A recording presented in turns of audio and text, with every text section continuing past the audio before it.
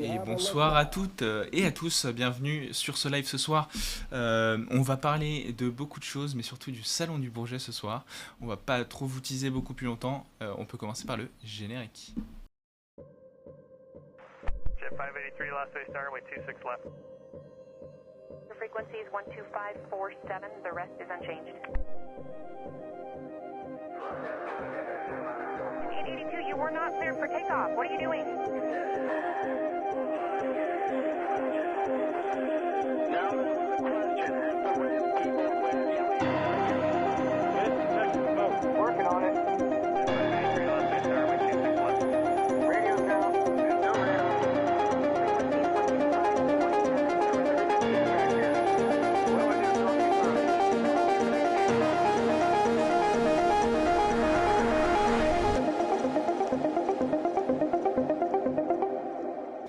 Et donc on est de retour, tout fonctionne.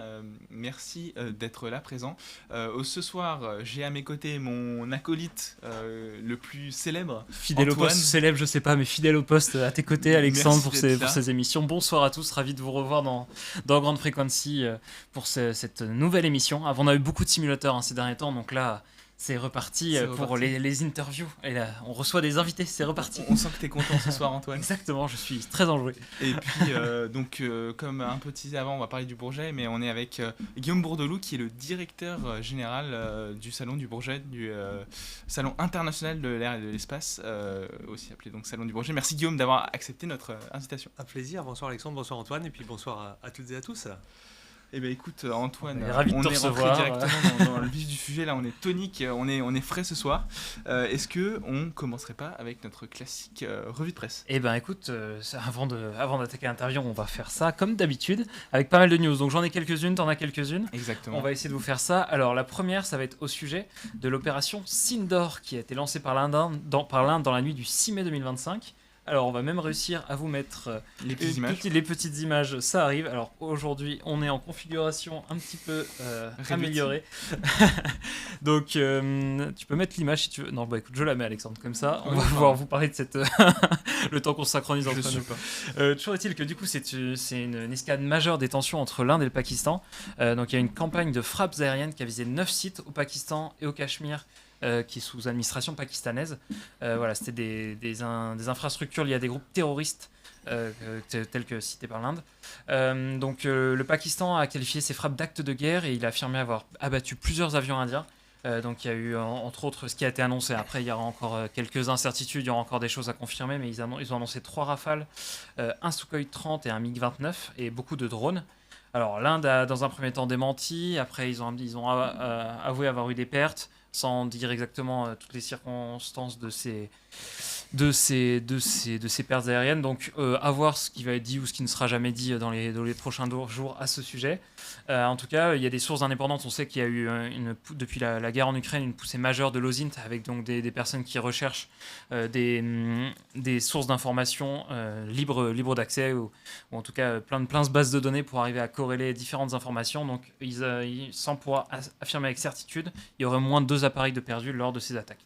Donc voilà, c'est à suivre. Il y a toujours eu beaucoup de tensions dans cette région du monde entre ces deux pays qui sont soutenus militairement par un peu de différents. Enfin voilà, qui développent aussi qui investissent beaucoup dans la défense. Donc à suivre sur ce conflit. Alors, on a parlé de guerre, on va parler d'une nouvelle un petit peu plus lointaine, avec le spatial. Puisque on a donc le 8 mai, c'était il y a une semaine, les agences spatiales russes et chinoises, donc Roscosmos et CNSA, ont signé un mémorandum pour construire une centrale nucléaire sur la Lune. Donc voilà, c'est pas des news qu'on voit tous les jours. Ce serait donc le but de cette centrale nucléaire, ce serait d'alimenter une base lunaire conjointe qui s'appellerait l'ILRS pour International Lunar Research Station. Donc là, ça montre vraiment un rapprochement majeur entre la Chine et la Russie sur le sujet de ce qui peut y avoir de la Lune. Donc on voit beaucoup de projets, que ce soit les États-Unis, l'Europe, le retour sur la Lune et vraiment de retour au premier plan pour toutes les puissances spatiales. Et là, en tout cas, leur objectif, c'est d'avoir une base lunaire et une présence humaine durable d'ici 2035. Donc un planning assez serré. Donc pour ça, ils ont besoin d'énergie et c'est le but de cette centrale qui s'appelle Chang'e 8. Qui est prévu pour 2028, donc d'ici peu de temps. Donc une installation d'ici 3 ans. Voilà, ça n'existe pas pour la Lune, il n'y a jamais eu de source d'énergie aussi immense. On pense, pour tout ce qui est science-fiction, à Seul sur Mars, des sources d'énergie qui sont envoyées en amont de l'arrivée des astronautes. Enfin, voilà, en tout cas, dans l'imaginaire le collectif, c'est quand même des choses on voit beaucoup parler. Bah, voilà, là, c'est l'annonce d'un projet avec un planning très court terme. Donc voilà, l'idée c'est de l'avoir déposé, en tout cas les premières missions pour commencer à construire la centrale en 2028 et qu'elle soit opérationnelle pour la centrale en 2035. T'as envie d'aller sur la Lune, Alexandre? T'aurais bien aimé pouvoir aller sur cette base? Je sais pas, j'aime pas beaucoup le vide, donc faire les avions. c'est un peu très haut. Faut pas avoir le vertige pour aller sur la Lune, je pense. Oh, je pense que ça va une fois que t'as les pieds dessus. Alors on passe avec une autre news, c'était les Aerodays 2025 qui se sont tenus à Varsovie la semaine dernière. Donc c'est un événement assez important de recherche et d'innovation dans l'industrie aéronautique en Europe.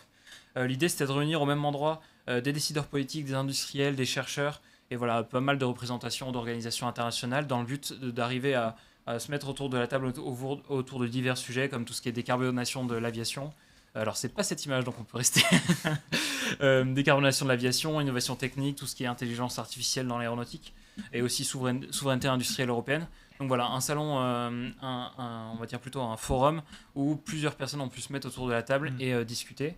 Alors bien sûr, c'est pas de l'ampleur du Bourget, on va pouvoir en parler beaucoup tout à l'heure, mais c'est toujours intéressant d'avoir ces lieux d'échange entre décideurs, entre politiques, entre organisations et industriels pour arriver à avoir un petit peu des feuilles de route sur ces divers sujets.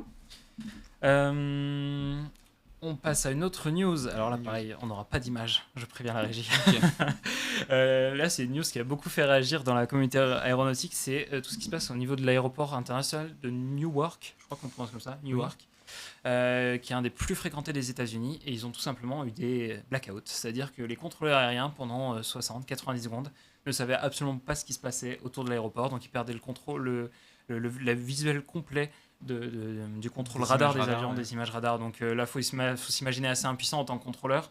On guide des avions, il y a des atterrissages peut-être toutes les minutes. Et là, d'un seul coup, pendant 1 minute 30, le temps doit paraître très très long, je pense, dans les tours de contrôle. Faut sortir ses jumelles, commencer à ressortir dehors.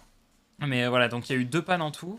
Qui ont un peu vraiment mis en lumière l'état du contrôle aérien aux États-Unis actuellement, où il y a eu beaucoup de coupes budgétaires, il y a beaucoup de difficultés de recrutement aussi. Bon, le statut fait un petit peu moins rêver aussi qu'à une époque. Voilà. Donc là, il va falloir trouver rapidement une solution à ça parce qu'effectivement, ça met en lumière des grosses défaillances et il y a eu énormément de vols annulés. Les compagnies ne voulaient plus aller à New York, pardon. On va bien le prononcer. Donc voilà, un sujet assez majeur. Alors le système, ça s'appelle Tracon. Voilà, qui sert à gérer toutes les pannes, tout ce qui est toutes les télécommunications, tout ce qui est radar. Il y a les services de secours qui ont permis une reprise des opérations, mais voilà, quand on sert du backup, l'idée c'est quand même d'avoir le système 1, le premier système fonctionnel rapidement, parce que quand on n'a plus de backup du backup, ça pourrait être très compliqué. Donc heureusement, il n'y a pas eu d'incident, il n'y a pas eu de presque... En tout cas, pas communiqué. Peut-être qu'il y aura une enquête plus approfondie. Enfin, il y aura une enquête plus approfondie, on aura peut-être plus d'informations. Mais en tout cas, pour le moment, pas d'accident aérien, donc on espère que ça restera comme ça. Tu veux peut-être faire quelques news, toi, Alexandre, de ton côté, avant que je fasse les miennes, parce que là, je parle beaucoup. Tu veux parler peut-être militaire, non, sûrement. Avec plaisir, on va rebondir un peu. Il y a quelques news militaires. La première, c'est... alors, je ne sais pas si on peut qualifier ça totalement de militaire, mais c'est la livraison, la livraison, peut-être pas livraison, mais le Qatar, la famille royale du Qatar qui offre de manière... j'espère non intéressé, à Donald Trump un 747-800 de manière configurée de manière full VIP, donc pas mal du tout. Donc on l'a à l'image juste ici. Donc c'est vrai que le président américain, il y a quelques mois déjà, avait critiqué ouvertement Boeing qui avait des gros retards pour produire le successeur du VC-25 qui est le 747 actuel Air Force One, qui est bleu et blanc et qui est modifié vraiment pour le transport présidentiel. Donc qui doit avoir un successeur, le successeur n'arrive pas à temps, et donc cette solution apparaît pour Donald Trump. Donc c'est une news qui fait créer un peu de la controverse pourquoi ce cadeau, voilà, quels sont les enjeux derrière. Mais donc à savoir que le président américain pourra se balader voilà, avec l'avion, alors à voir s'ils le repeindront probablement ou pas. Et donc voilà, ça c'est ma première news militaire. La deuxième, on va parler de nos voisins belges qui quittent leur NH90, l'hélicoptère qui était utilisé pour les forces spéciales du pays, qui est pas si vieux pour un appareil, ça fait uniquement 13 ans qu'il est en service et puis qui donc quitte donc dernièrement. Pas de remplaçant annoncé.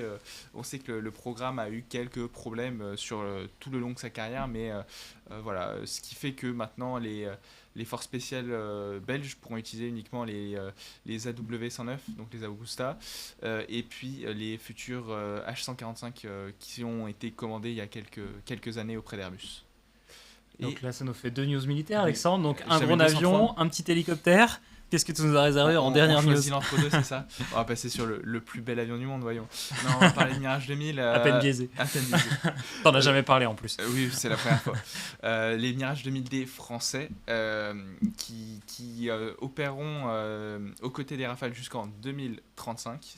Tout a été officialisé. Il y a eu une cérémonie il y a un peu moins d'un mois pour l'entrée opérationnelle de l'appareil sur la base de Nancy-Auchet. Donc le 2000 RMV pour rénovation mi-vie, c'est un programme qui vient à montrer, à faire gagner des capacités à l'appareil. C'est l'ajout par exemple d'un canon de 30 mm, donc point extérieur, donc on peut voir sur l'image qui est juste ici. On a l'emport de Mika-IR maintenant, donc des Mika infrarouges, missiles d'autoprotection. L'intégration des bombes guidées laser GBU 48 et 50, la nacelle ASTAC pour tout ce qui est un peu de l'écoute électromagnétique, et même une configuration assez impressionnante. 3 bombes guidées laser, 2 bombes simples, plus pot de canon, plus pot de désignation laser, ce qui n'était pas envisageable avant. On s'était limité à 2 bombes guidées laser max, plus le pod. Okay. Ce qui change un peu la donne totalement de l'appareil, prolonge donc sa vie jusqu'à au moins 2035. C'est toi qui as fait la liste de courses ou c'est l'armée qui a exprimé un besoin? Ça s'est passé comment? Parce que là, on croirait que tu récites toutes tes envies de... On n'a pas encore l'intégration des casques Scorpion, etc. Mais t'inquiète pas, ça viendra peut-être un peu. Évidemment. Et ben moi, je vais reprendre la main. Nous proposer maintenant, Antoine? Et ben, je vais rebondir sur du civil avec du transport aérien. Donc en lien avec une de tes annonces, tu as parlé du Qatar et de la fourniture d'un 747 aux États-Unis. Totalement. Donc pour les besoins de Air Force One. Et ben il se trouve que Donald Trump était en visite cette semaine au Qatar et ils ont profité pour annoncer une commande historique. Donc c'est selon les mots de Donald Trump, de 160 avions par Qatar Airways. Alors, il s'est un petit peu emballé au début. Donald Trump, il a annoncé pour 200 milliards de dollars. Bon, après, la Maison-Blanche a fait un petit communiqué en disant non, bon, c'est peut-être plutôt 210 appareils pour 96 milliards. Bon, il y a des commandes fermes, des options, bref. En tout cas, une grosse commande pour Boeing dont ils en avaient bien besoin parce qu'effectivement, ils tentent de se redresser après plusieurs crises. Donc Boeing, voilà, ils vont fournir beaucoup d'appareils. Alors dedans, ce sera notamment des 787 Dreamliner et des 777X. Donc voilà, le marché des longs courriers est très très concurrentiel. Il y a quand même moins d'appareils. Ils sont en train de faire leur développement. C'est typiquement pour le 777X, avoir déjà des annonces au vu des difficultés on va dire en course finale de développement, de certification, ça va leur faire du bien aussi à Boeing d'avoir un petit peu plus de visu sur les premières productions. Et qu'est-ce que je voulais dire d'autre? Et maintenant, je crois que c'est tout sur ça. C'est assez... Ah oui, si, aussi en même temps pour Boeing, petite news aussi, reprise des livraisons vers la Chine. Il y a eu un petit peu d'apaisement là ces tout derniers temps en termes de droits de douane, etc. Bon, c'est très relatif comme apaisement, mais toujours est-il que les avions qui étaient bloqués, qui devaient être livrés à des compagnies chinoises, donc les avions Boeing, vont pouvoir être de nouveau livrés. Donc voilà, Boeing voit peut-être après un mois et demi, 2 mois, où ça a été très compliqué. En tout cas à court terme, même avant, il y avait plusieurs difficultés. Là, c'est le genre d'annonces qui leur font une bouffée d'air. Et puis Qatar, oui, c'est vrai qu'ils faisaient un peu la tête avec Airbus et les problèmes de peinture il y a eu une petite année. Ouais. Donc on voit qu'ils franchissent le pas côté Boeing. Exactement. Même si finalement ils ont gardé à un moment, je crois qu'ils voulaient annuler les commandes. C'est ça. Ils gardent je crois Airbus avait dit non, peut-être réattribuer des slots, mais c'était peut-être pour faire genre bon, ça c'est ce qui se passe en coulisses. On les laisse se débrouiller les services commerciaux.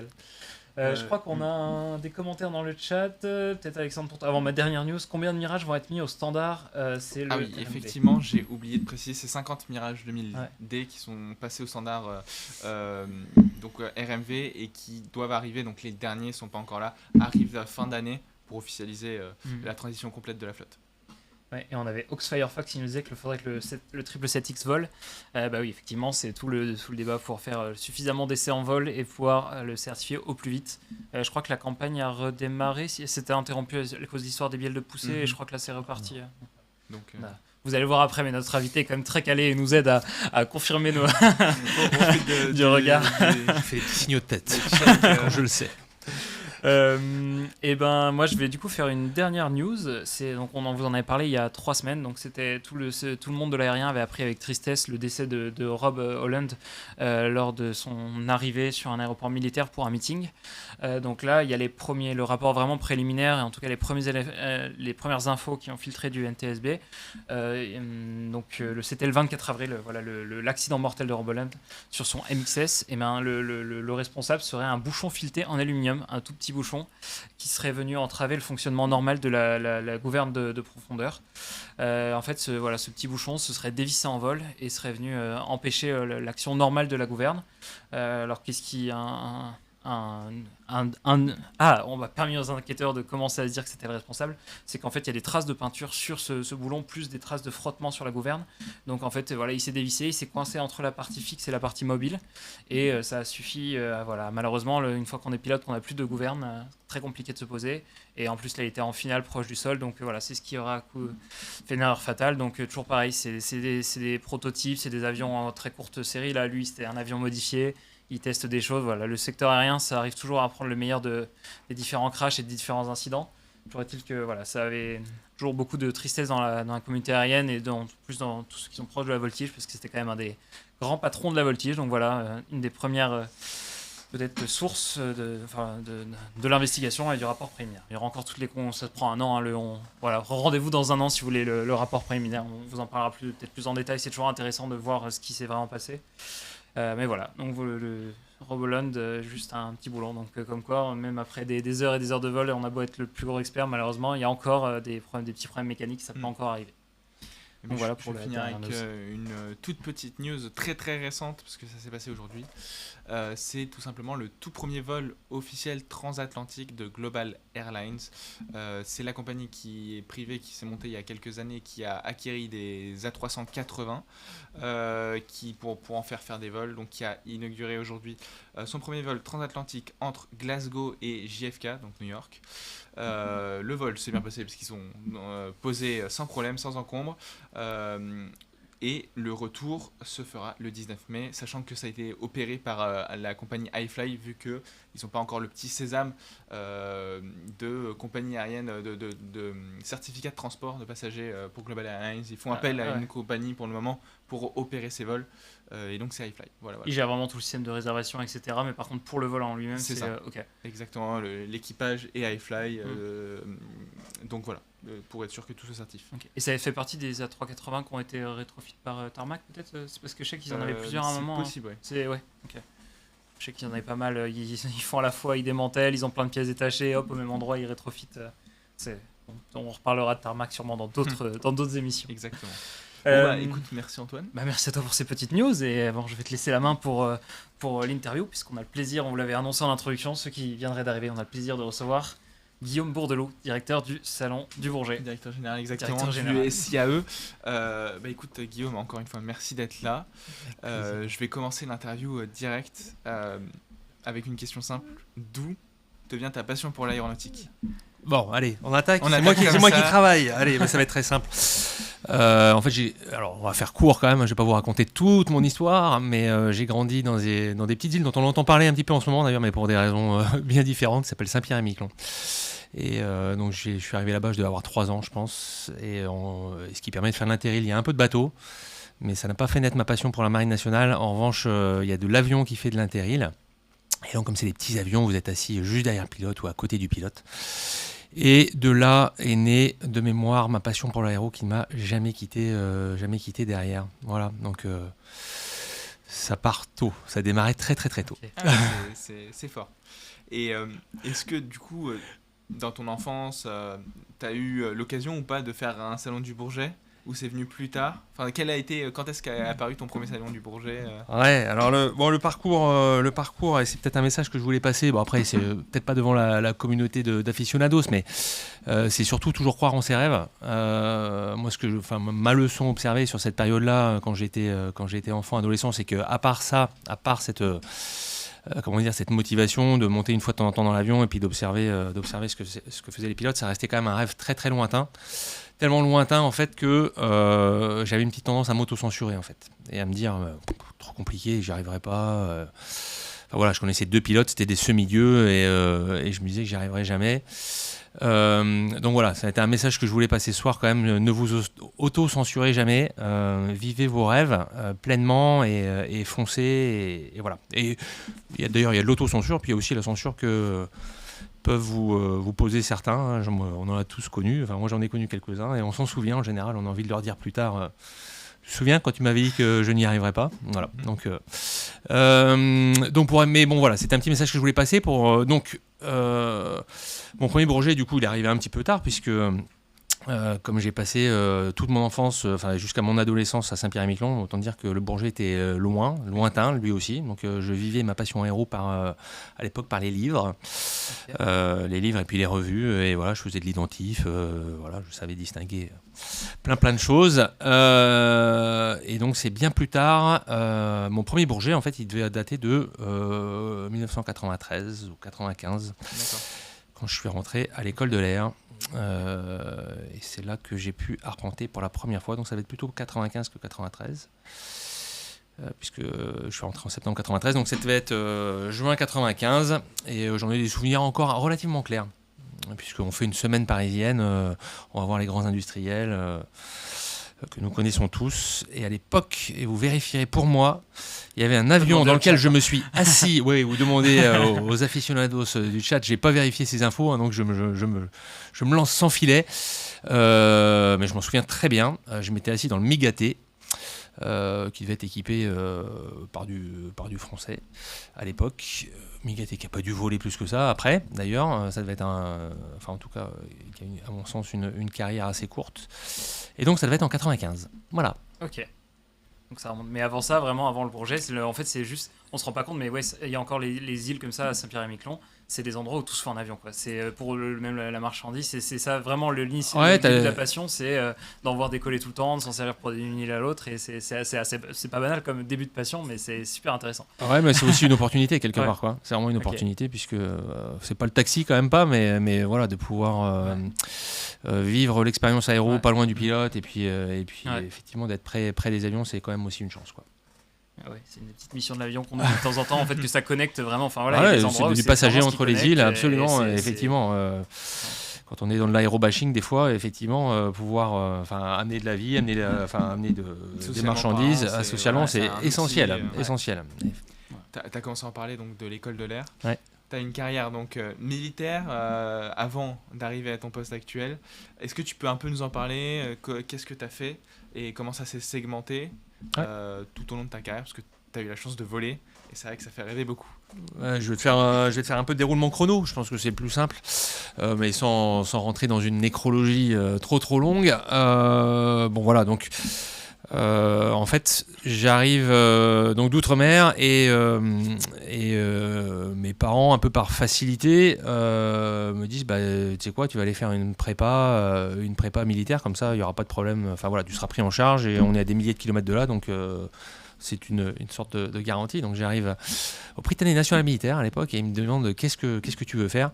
Et quand je vous parle d'autocensure, hein, c'est sincère. Hein. Moi j'arrive là-bas, je leur dis je vais être pilote de ligne.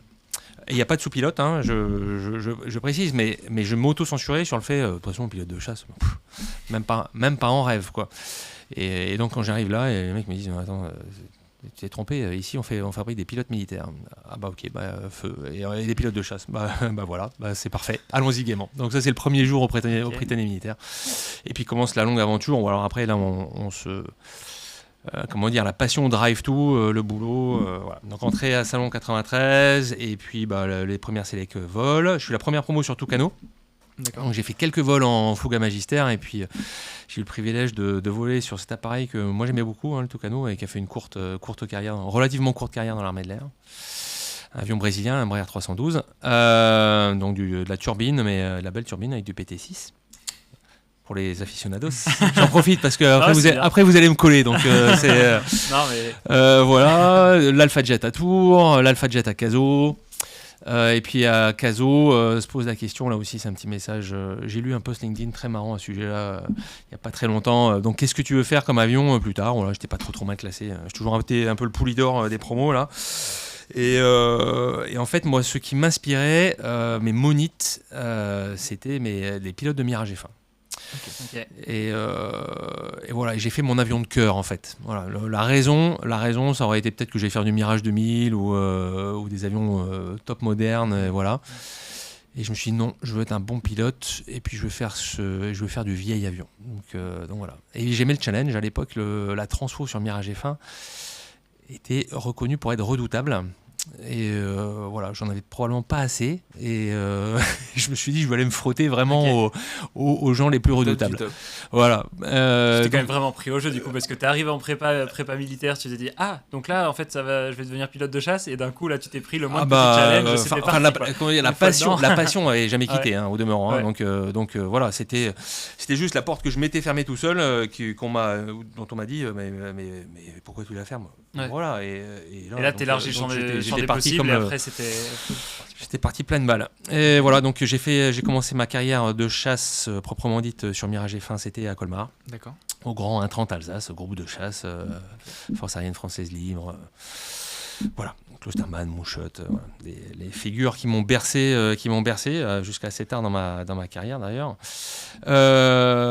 Et puis assez rapidement, donc je remercierai d'ailleurs jamais assez les gens qui m'ont encadré à ce moment-là. Il y en a ils se reconnaîtront peut-être. Et voilà, ça a été vraiment une expérience absolument formidable dans une belle région de France. Malheureusement, la base aérienne, comme plein d'autres, a fermé, mais voilà, c'est la vie.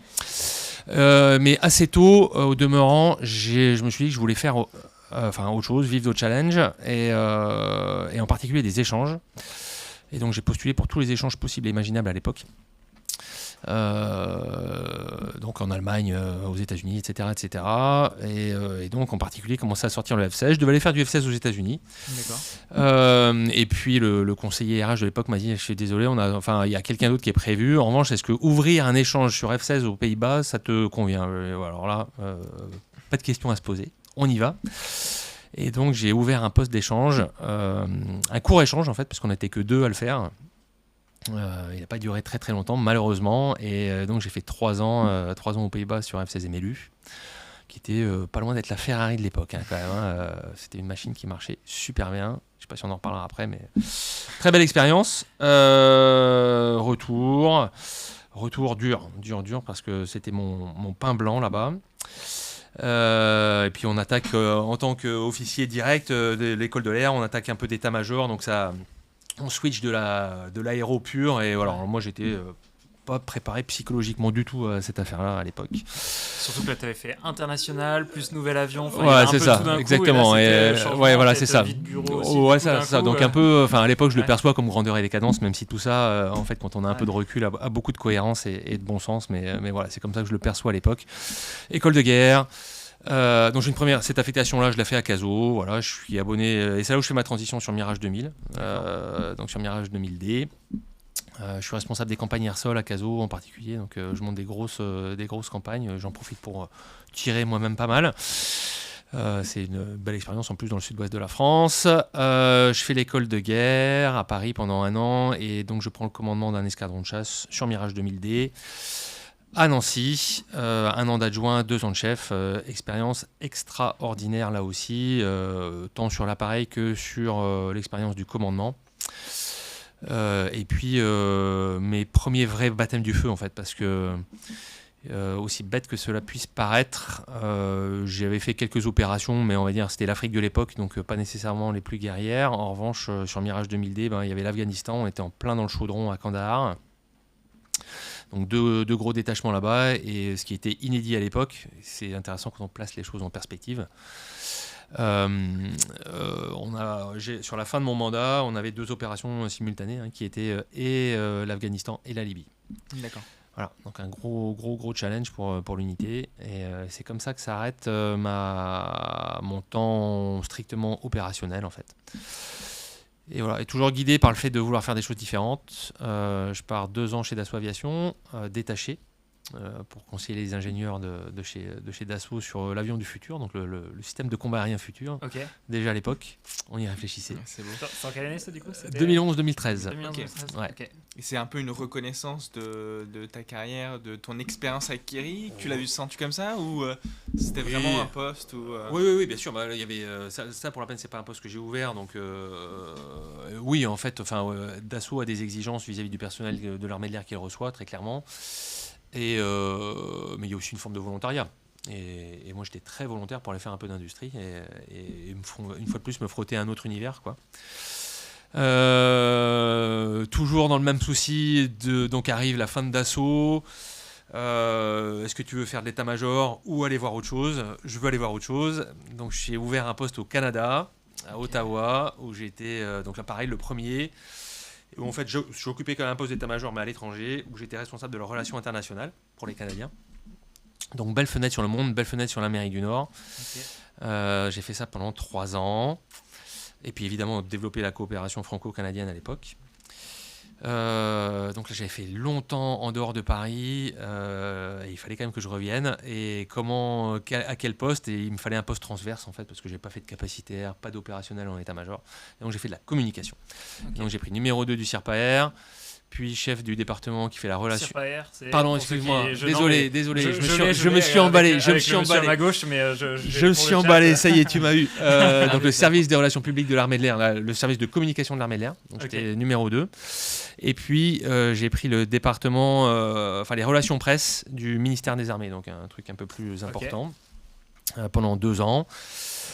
Ça m'amène à 2019. Donc là, c'est des périodes qui te permettent en fait comme de voir un peu plein de services différents, d'échanger avec plein d'acteurs différents. Et c'était ça, ouais, ça change complètement. Tu apprends des choses complètement différentes. Alors là, la communication, ça a juste rien à voir avec ce que j'ai pu faire avant, mais c'est la beauté des armées quelque part.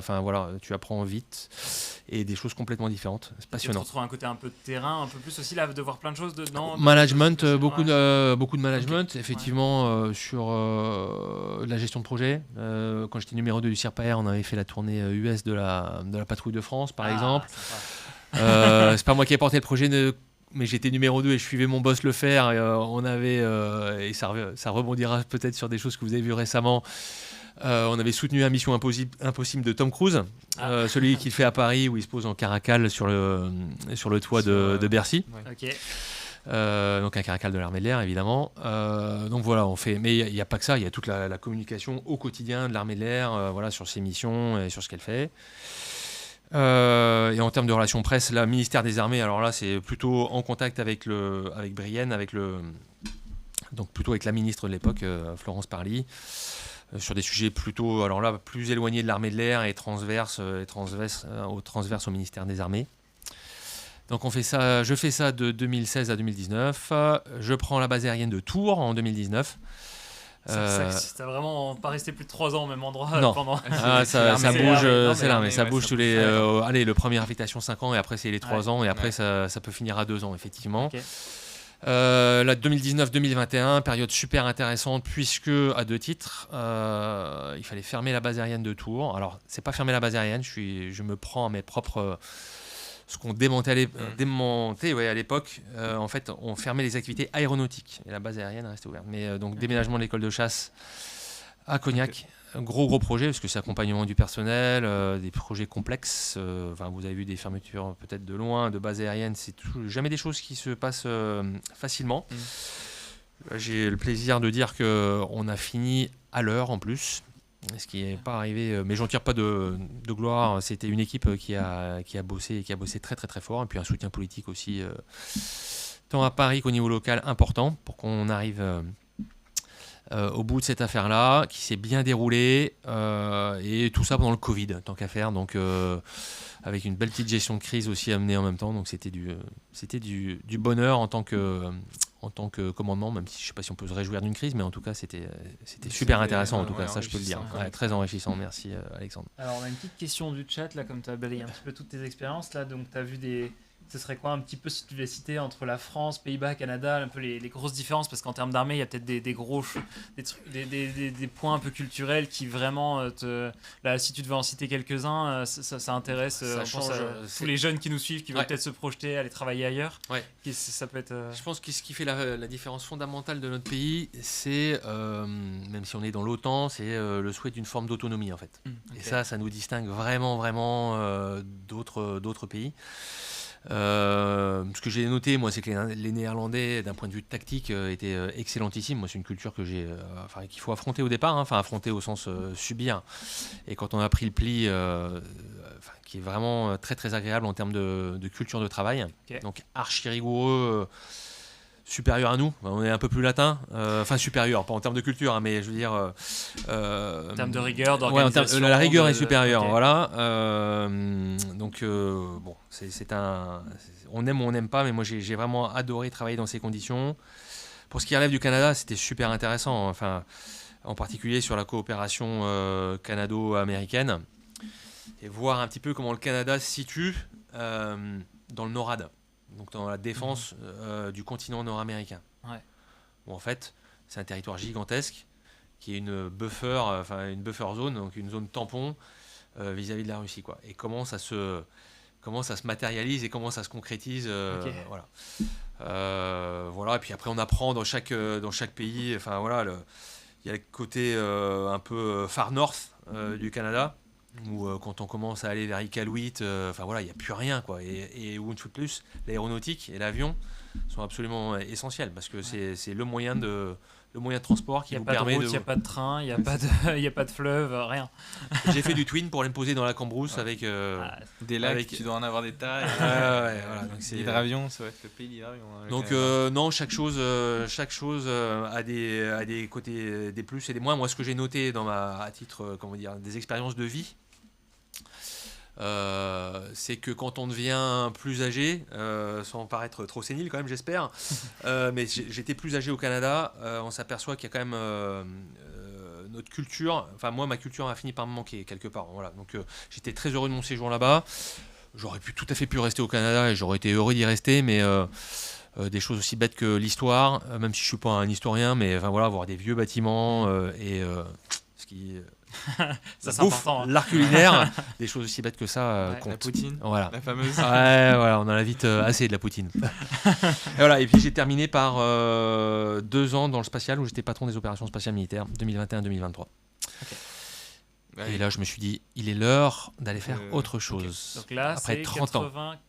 80, t'es entré en quelle année à la... 93-2023. Okay, 30 ans. Pile poil. Voilà, on arrête le chrono. On arrête le chrono.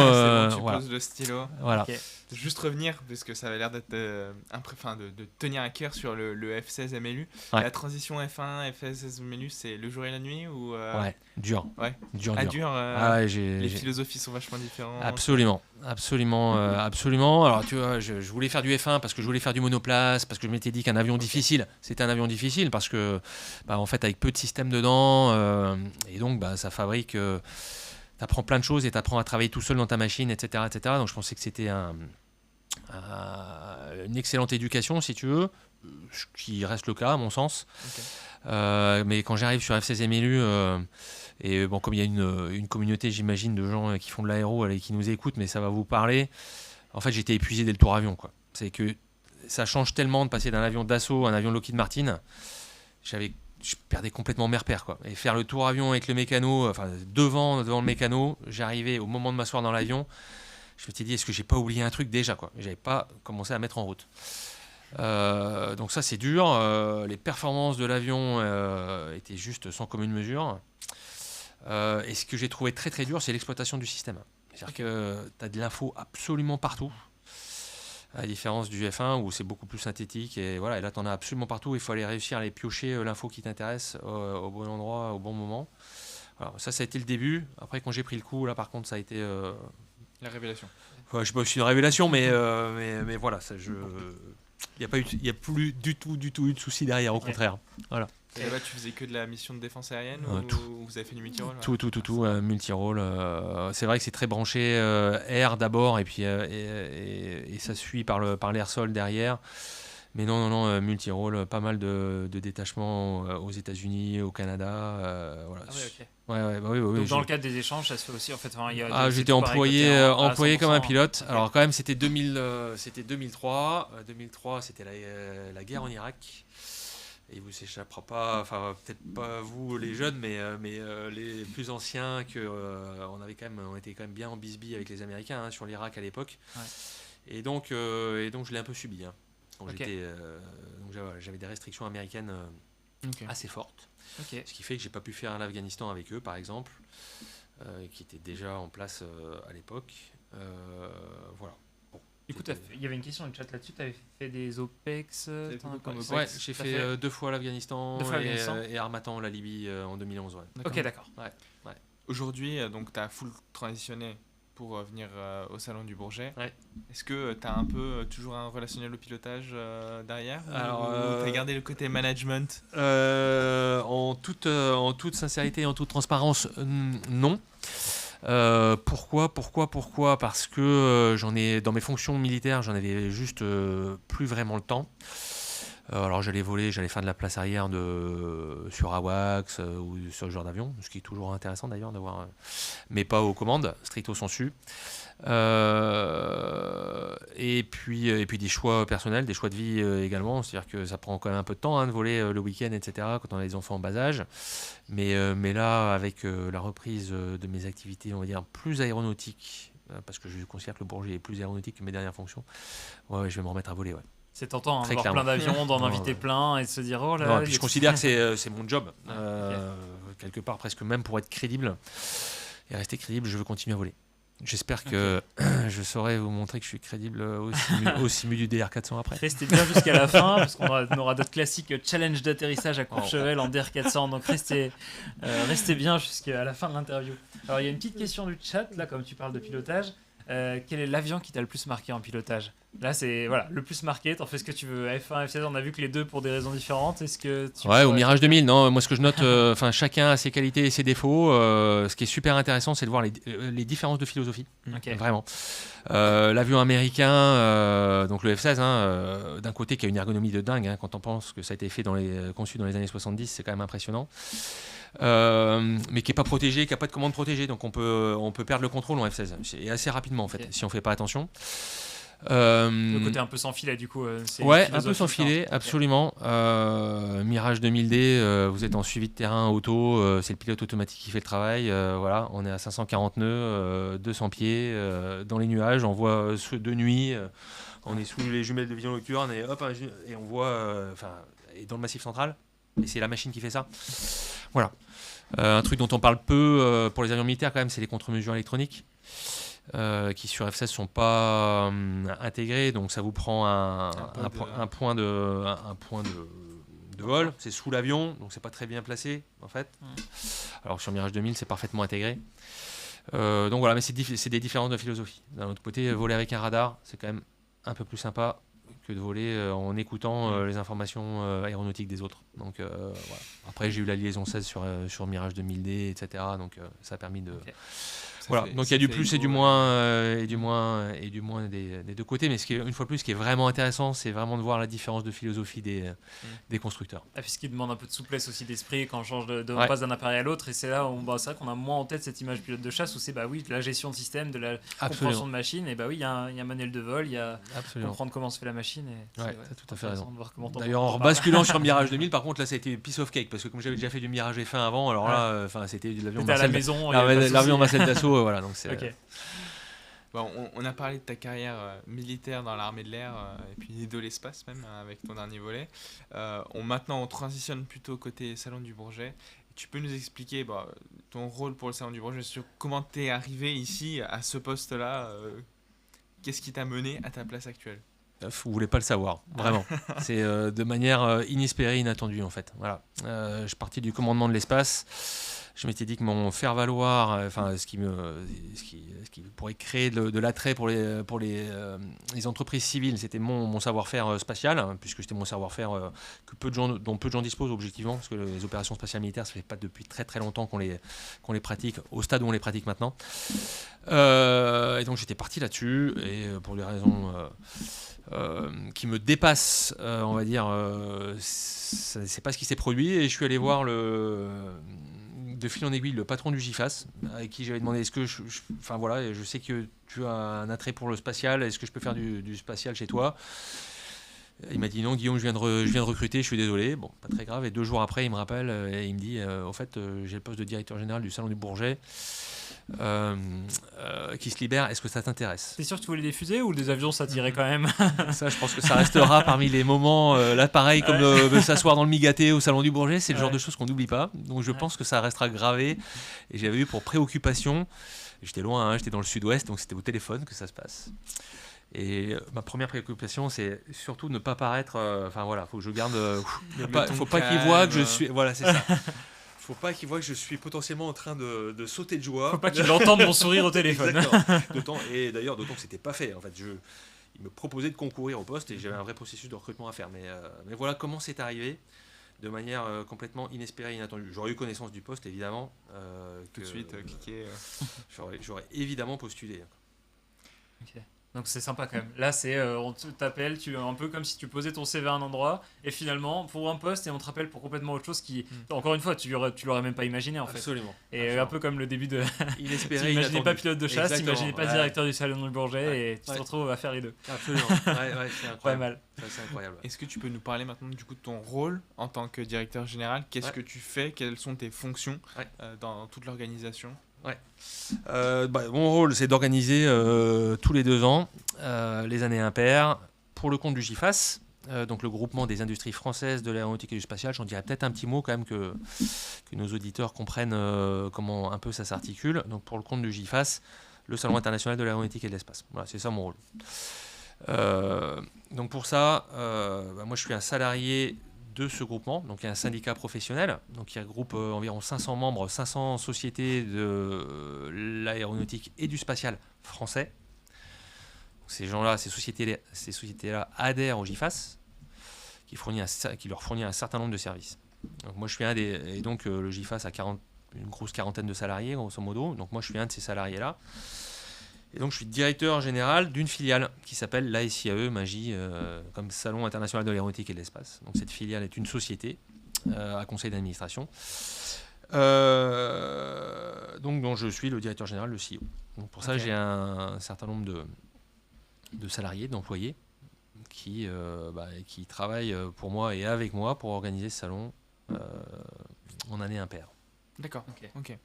Et dans le process, vu que tu es à la tête, on va dire, du salon, tu as un process créatif derrière où tu t'engages, tu prends les rênes, tu pitches des idées, où ça vient quand même aussi du GIFAS qui t'impose, on va dire, entre guillemets, la ligne directrice et à toi de la faire exécuter. Alors, moi je suis CEO, donc je suis exécutif, au DG je suis exécutif, effectivement, tu as assez raison, enfin j'ai quand même une large liberté de manœuvre, mais typiquement... quand on fait des choix ou quand on présente des options qui sont assez lourdes, évidemment on les fait adopter par notre conseil d'administration. Donc d'abord celui de la SIAE et puis le bureau du GIFAS. Donc ils se réunissent régulièrement et avec qui on fait valider des options dont on pourra parler après, par exemple telles que celle du Paris Space Hub cette année là, qui est une nouveauté. Je l'ai fait valider. Voilà, je suis allé chercher un go du conseil d'administration là-dessus. Maintenant il y a plein de choses et on parlera des nouveautés sans doute et il y a plein de choses que nous faisons et pour lesquelles on a tout à fait une forme d'autonomie. C'était la question qui suivait. Justement, quels sont les changements et les nouveautés qui vont figurer dans le format du salon de cette année 2025. Pour rappel, je le dis comme ça, mais le salon, donc, c'est le 55e cette année. Oui. C'est du 16 au 22 juin. Absolument. Donc sur l'aéroport de Paris-Bourget. Oui. On a l'affiche derrière toi en plus depuis tout à l'heure pour ceux qui ont été attentifs. L'affiche grand public. Voilà typiquement un produit aussi que je fais valider parce que c'est quand même des choses qui sont assez sensibles, qui sont surtout ce qu'on appelle les culs de bus. Vous voyez absolument partout. Donc il faut quand même que cette affiche représente ce que souhaite l'industrie française. Et c'est là où un petit peu aussi, d'ailleurs, je répondrai à ta question juste après, Alexandre. Enfin, elle me dérange pas du tout, mais il y a des points quand même qui sont importants à évoquer avant de parler des nouveautés. C'est qu'on fait un salon international pour le compte d'un groupement français. Et donc ça nous place des fois sur une petite ligne de crête, parce que il faut qu'on honore les demandes de Boeing, de Lockheed Martin, donc de concurrents directs des adhérents du GIFAS. Mais bon, tout le monde y trouve son compte, il n'y a pas d'inquiétude. C'est en bonne intelligence. Il n'y a pas d'inquiétude là-dessus, effectivement. Voilà. Mais à l'heure actuelle, on a un peu plus de 50% de nos exposants sur le salon, donc de notre chiffre d'affaires également, qui est réalisé par l'international. Okay. Voilà. Ça, c'était un premier point que je voulais vous indiquer. Et puis quand même, je parlais de mes équipes, parce que c'est bien, je me suis largement épanché sur mon cursus, mais le salon, il se fait pas tout seul, et c'est pas Guillaume Bourdeloup qui le fait. Ce sont des équipes sur lesquelles on se repose derrière. Et ça marche sur une toute petite équipe, en fait, d'une quinzaine de permanents. D'accord. Voilà, donc qu'on renforce. Donc ça, ces permanents-là, direction technique, une direction marketing, une direction commerciale, une direction administrative et financière. Et j'espère que je n'en oublie aussi une direction logistique, sûreté, sécurité. Donc vraiment l'ensemble du périmètre fonctionnel. Notez qu'il en manque un, les vols, qui lui n'est pas permanent et qui vient plus tard. Et donc on renforce avec du CDD, de l'assistance à maîtrise d'ouvrage. Donc c'est grosso modo une grosse quinzaine de têtes pensantes, voilà, qui conçoivent, qui contractualisent et qui font marcher derrière du Prestat, du CDD, de l'AMO, l'assistance à maîtrise d'ouvrage. Et on double, triple, quadruple les effectifs à l'approche du salon. Donc là, tu es en train de dire que tout le salon, c'est combien d'exposants? C'est plus de... C'est 2500 exposants. 2500 exposants. Oh, allez, c'est 15 personnes, au jour le jour, entre pour la deux salons, c'est pour 15 la conception, pour la conception initiale, Ouais. c'est 15 personnes. Ouais. Je ne serais pas honnête et fair, et on en parlera peut-être, je pense que c'est des choses intéressantes, sans, une fois de plus, avec toute l'humilité, mais qui sont une spécificité du salon du Bourget et qui font qu'à mon sens, on est le salon numéro 1 au monde. C'est qu'on s'appuie sur le GIFAS, voilà, pour qui change complètement de mission. Là, ça y est, depuis maintenant presque, je dirais, un mois et demi, monopolise complètement ses effectifs, sa quarantaine d'effectifs, plus lui aussi avec du renfort complètement sur le salon du Bourget. Là, c'est une grosse aide, en plus de leur gars et toutes leurs compétences, parce qu'eux font de l'événementiel en dehors du salon du Bourget aussi. Ils organisent beaucoup de choses, donc là, ça va. Vous avez des gens capés qui vous aident. Exactement. Au bon endroit, donc ça, c'est super important. Et je serais encore pas faire si je ne le disais pas, mais je pense qu'il faudra qu'on en parle un peu plus en détail plus tard. C'est une équipe France en fait qui bosse. Voilà. C'est pas le GIFAS et la SIAE.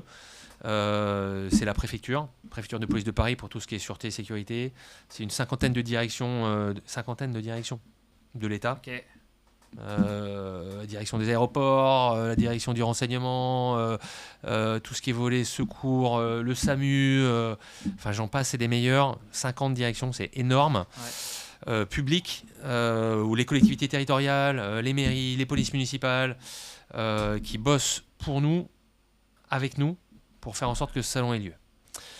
Voilà. Ouais, et donc, il faut le savoir. Il faut le savoir, parce que sans ces gens-là, on ne peut pas réaliser notre salon comme il est actuellement. Voilà. J'aimerais pas avoir ta boîte mail. Toutes les personnes que tu viens de nous citer, je pense qu'en termes d'échange, de nombre de personnes à contacter, c'est assez vertigineux. Ouais. Alors, mais d'un autre côté, c'est extrêmement. Et une fois de plus, il y a plein de choses qui sont pas pilotées par moi. Ouais. T'arrives à déléguer, c'est propre, c'est d'arriver les 15 personnes à te reposer absolument, dessus. Absolument, mes 15 personnes, et puis des choses qui sont déléguées à l'État, comme pour les Jeux Olympiques. On est un on est un décret grand événement. Ouais. Comme les Jeux Olympiques, on subit on bénéficie des mêmes réglementations. Et typiquement, le préfet aux aéroports et le préfet de police portent un nombre de groupes de travail phénoménaux qu'ils animent eux-mêmes. Et c'est la préfecture qui bosse avec ses salariés, ses collaborateurs. Et je vous dis, j'en oublie, c'est terrible, ils vont me haïr. Il y a tous ce que j'appelle entre nous, peut-être qu'ils nous écoutent d'ailleurs, les copropriétaires. Donc, Aéroport de Paris, évidemment, l'aéroport du Bourget, c'est un acteur absolument essentiel. Le musée de l'air et de l'espace. Viparis qui est l'organisateur des salons et donc qui est gestionnaire du parc des expositions. Donc voilà, c'est vraiment des gros... tout un écosystème qui travaille avec nous pour que ce salon ait lieu, quoi. Et encore une fois, vous apportez un peu la touche aéro et spécificité salon, mais c'est vrai que en fait, il y a toutes ces personnes qui font ça toute l'année, des salons, d'autres salons par les expositions, il y en a plein. Absolument. Et vous aidez aussi là-dessus. Ouais, c'est vrai que Absolument. en termes de l'événementiel, c'est vrai que c'est comme ça qu'à 15, on arrive à monter un truc énorme. En s'appuyant, on a cherché compétences où il faut. Quoi. Ouais, donc j'en ai oublié ta question, Alexandre. Mais peut-être. Ouais, alors voilà. Allez, on commence à rentrer dans le. Non, mais parce que je l'évoque parce que je pense que les dessous du salon sont presque aussi fascinants que le contenu. Là, c'est impressionnant à voir. Et on avait d'ailleurs parlé beaucoup avec ton prédécesseur. D'accord, on n'a pas mentionné l'émission depuis le début. Non, mais justement, on avait pu en parler beaucoup avec ton prédécesseur il y a à peu près un an avec Gilles Fournier. Donc, si vous voulez voir sur YouTube le replay. Avec plaisir. Avec plaisir. Vous verrez que, il y a vraiment de la continuité en fait. Vraiment, parce que de toute façon, c'est 115 ans d'histoire, ce salon 1, donc. Ça aussi, je sais pas si Gilles l'avait dit. Bon, je veux pas répéter. Je vais répondre à tes questions. Non, mais c'est très bien. Mais on est là, on discute tranquillement. Donc c'est au contraire, c'est bien si ça se recoupe. Et la transition entre vous deux, elle s'est faite naturellement. S'il y avait beaucoup une phase peut-être d'apprentissage au début, de transmission. Ouais, excellente question. Écoute, je sais pas si Gilles nous regarde, que j'ai revu pour la petite histoire par accident le week-end dernier. Comme quoi, la vie est faite d'opportunités et d'accidents, là pour la peine positif. Tu nous as dit qu'il serait plus à Paris, qu'il allait vraiment s'éloigner un petit peu de tout le tumulte. Je ne l'ai pas vu à Paris. Ah voilà, c'est ça. Et je l'ai vu pas loin de son domicile, pour te dire, et je ne l'ai pas le chercher. Hein. Donc c'est vraiment, une fois de plus, du hasard, c'est incroyable. Écoute, non, c'est un tuilage qui s'est fait de manière... moi j'ai eu un vrai coup de cœur pour ce gars, hein, qui incarne un vrai leadership, qui a eu vraiment à cœur de faire un passage de témoin vraiment complet. Il m'a confié les commandes en toute transparence, en me disant bien... j'ai eu un super bel avion. Il m'a donné un avion qui volait bien en ligne de vol et tout, qui était OPA. Il y avait zéro souci. Mais qui pouvait aussi me donner les petits trucs de l'aéronef qui font que parfois il peut nous jouer des tours. Donc on a eu un passage de témoin absolument remarquable avec Gilles. Pendant quelques mois, ça a été assez court après tout. Je suis arrivé en décembre et j'ai pris les commandes officiellement au 1er février de mémoire. Donc voilà, c'était trop. Tu avais quand même vécu du coup, vous n'avez pas vécu un tuilage de salon. Vous avez juste vécu un tuilage d'orga, vraiment comme dans n'importe quelle boîte où quelqu'un arrive 3 mois après, l'autre personne est partie. Il n'y a pas eu ce moment de vivre un salon à ses côtés pour s'imprégner. C'est un beau challenge quand même. Du coup. Ouais, mais de manière assez intéressante. Ce que j'ai détaillé avant, donc c'est-à-dire mon passé militaire était reste une super préparation. Okay. Et t'es rodé à ce genre, t'es pas tombé des nues en voyant ce genre d'orgas, c'est des choses que tu avais fait toute ta vie en fait. Ouais, un petit peu. C'est à mi-chemin. Moi, dans la caricature, je dis que c'est à mi-chemin entre mes équipes, c'est à mi-chemin et mon rôle, c'est à mi-chemin entre un rôle de commandant d'escadron de chasse et de commandant de base aérienne. Voilà. Pratique. Non, mais c'est vraiment le cas. C'est archi opérationnel. C'est la résolution de problèmes. Donc ça, c'est plutôt le côté escadron de chasse. Voilà. Et puis c'est une petite meute, toute tournée vers l'objectif. J'ai pas besoin de. Ils sont tous. J'ai pas besoin de leur dire, de donner de leur sens de la mission. Voilà. C'est le salon et tous tournés vers ça.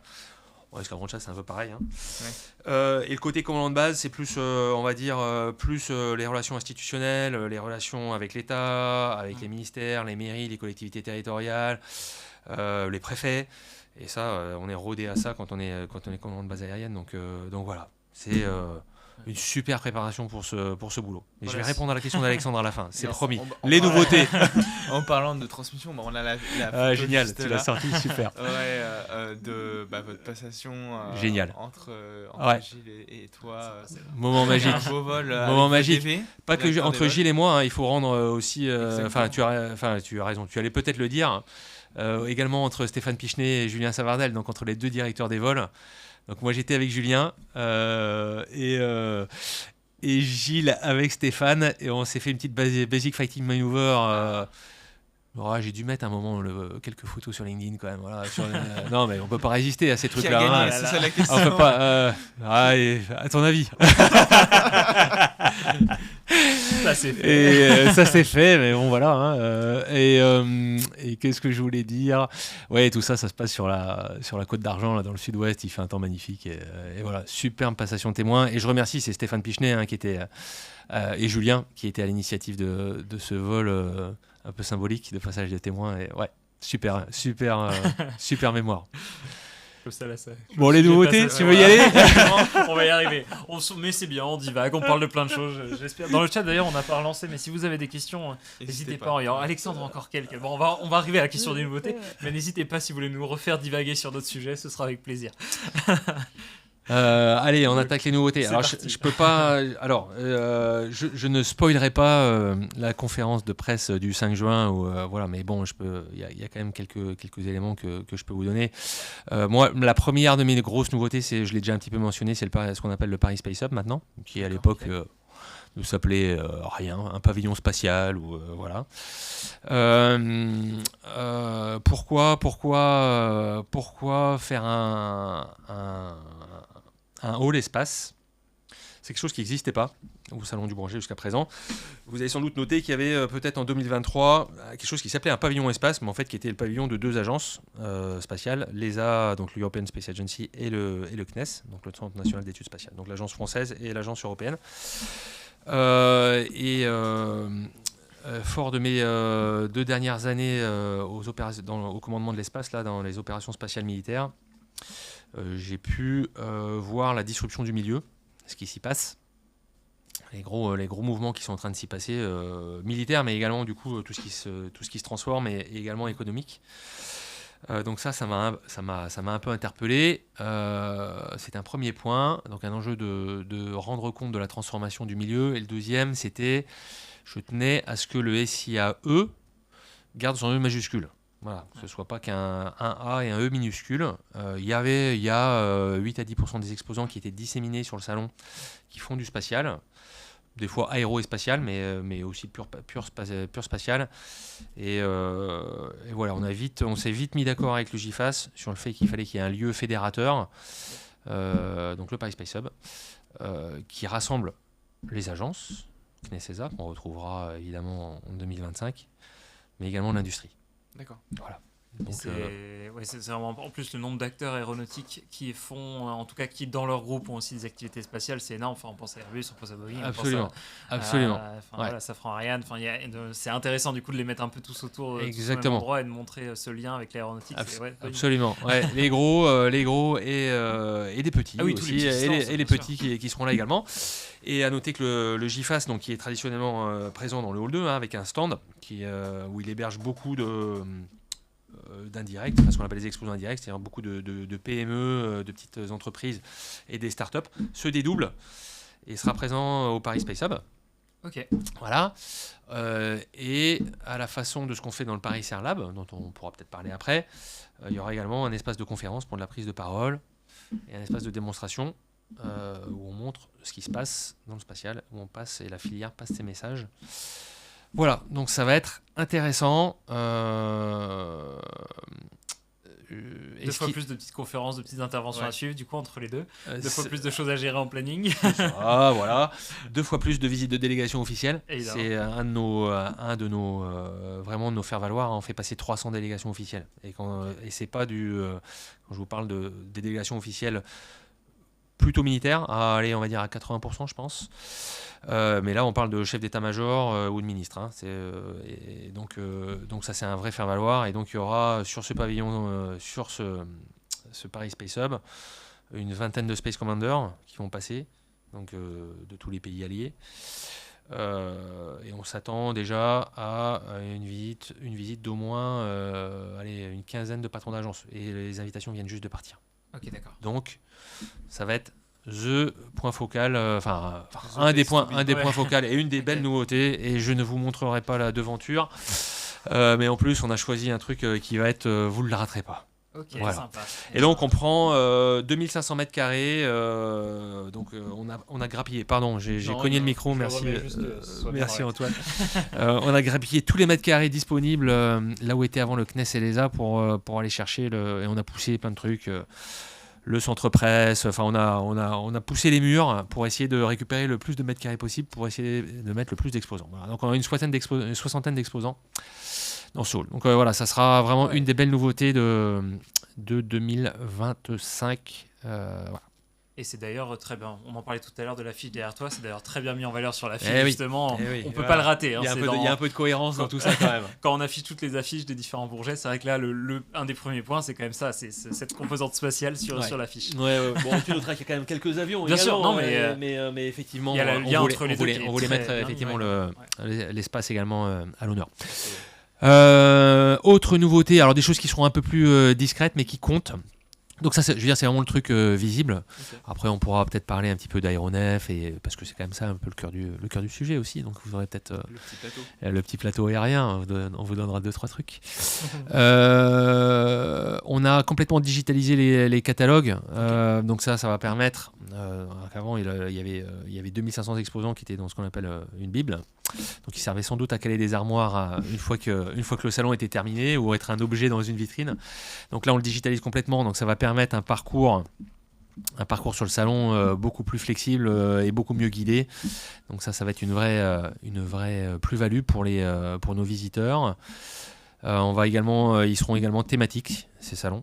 On veut structurer la com du salon, faire en sorte que ce soit pas qu'une immense, allez, si je suis péjoratif, foire ou agora, ou voilà, on veut essayer de davantage canaliser nos axes de communication. Évidemment, la décarbo, c'est un sujet, donc ce qu'on appelle les mobilités aériennes durables. La défense, avec ce qui se passe en termes de géopolitique autour de nous, vous suivez l'actualité comme moi. Les drones, vous savez également pourquoi. Le numérique, IA, cyber, quantique. Je suis en train d'en oublier, hein, c'est terrible, j'en ai 6, c'est pas grave. Les pionniers sur tout ce qui est innovation. Et évidemment, ça y est, le 6e, je l'ai, c'est le premier que je vous ai donné avant, c'est le spatial. Voilà. Donc structurer la com à travers ces catalogues digitaux. Des choses qui seront pareilles, peut-être anodines pour vous, mais on a digitalisé tous les passes, donc les badges sont complètement digitalisés. C'est pas si anodin que ça. On se doute qu'en termes d'orgas, c'est quand même ce qui fait venir tout le monde. Le matin, ça va peut-être faire gagner beaucoup de temps. Et on continue à suer à grosses gouttes dessus pour la petite histoire, hein, parce que c'est quand même, ça bouleverse pas mal de process. Mais bon, c'est transparent pour le. Je l'espère en tout cas pour le client. On publiera pendant les journées professionnelles une newsletter, un daily qui relatera l'actualité du salon. Donc ça c'est nouveau aussi. Hein. Donc tous les jours, les gens qui auront des badges pro, les exposants et les prestataires auront cette newsletter qui tombera dans la boîte mail. Donc on est toujours sur les nouveautés, hein. Après il y a la routine, il y a ce qu'on reconduit, et dans la nouveauté on va conduire une grosse opération femmes de l'aéro et du spatial. Super. Women in Aerospace. Elle n'est pas que française, elle vise à être international salon. Et vous devinez évidemment pourquoi. 50% de la workforce, on peut pas s'en affranchir. Il y a plein de talents, on a besoin de diversité pour faire marcher les cerveaux et avoir des résultats.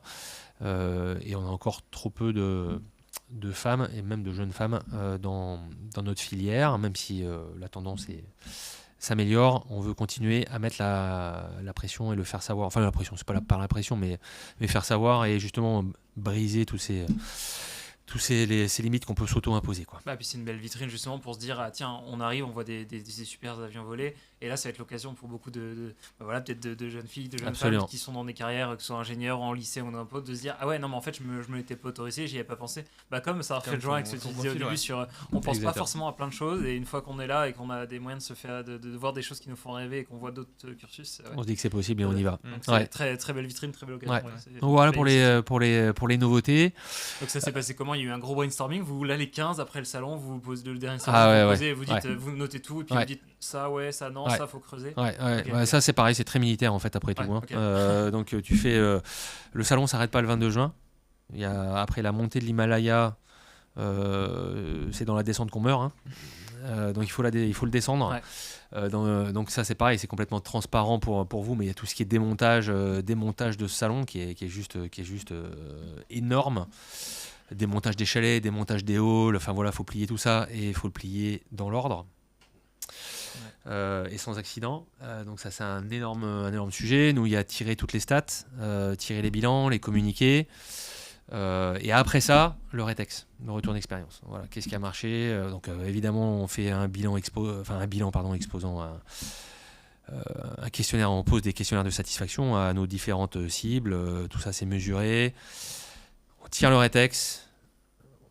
Quand ça c'est fait, je pense qu'on se repose un peu quand même. Ouais. On souffle un petit coup. Faut laisser les idées un peu se poser. Ouais, voilà, faut laisser décanter le truc.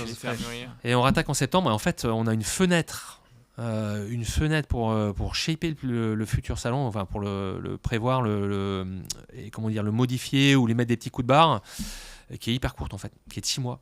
Ah oui, ok. Et en mars d'après, on réattaque la commercialisation du salon d'après. Donc évidemment, on peut mettre des petites opérations, féminisons, le Women in Aerospace, c'est quelque chose qu'on a décidé peut-être un peu plus tard parce que ça engage pas, c'est un projet. Mais le Paris Space Hub, ça se décide pas dans l'année, c'est déjà quasiment trop tard. Faut que la plaquette soit prête au plus tôt pour aller voir les industriels, les différentes agences. Exactement, tu as tout compris. Ouais.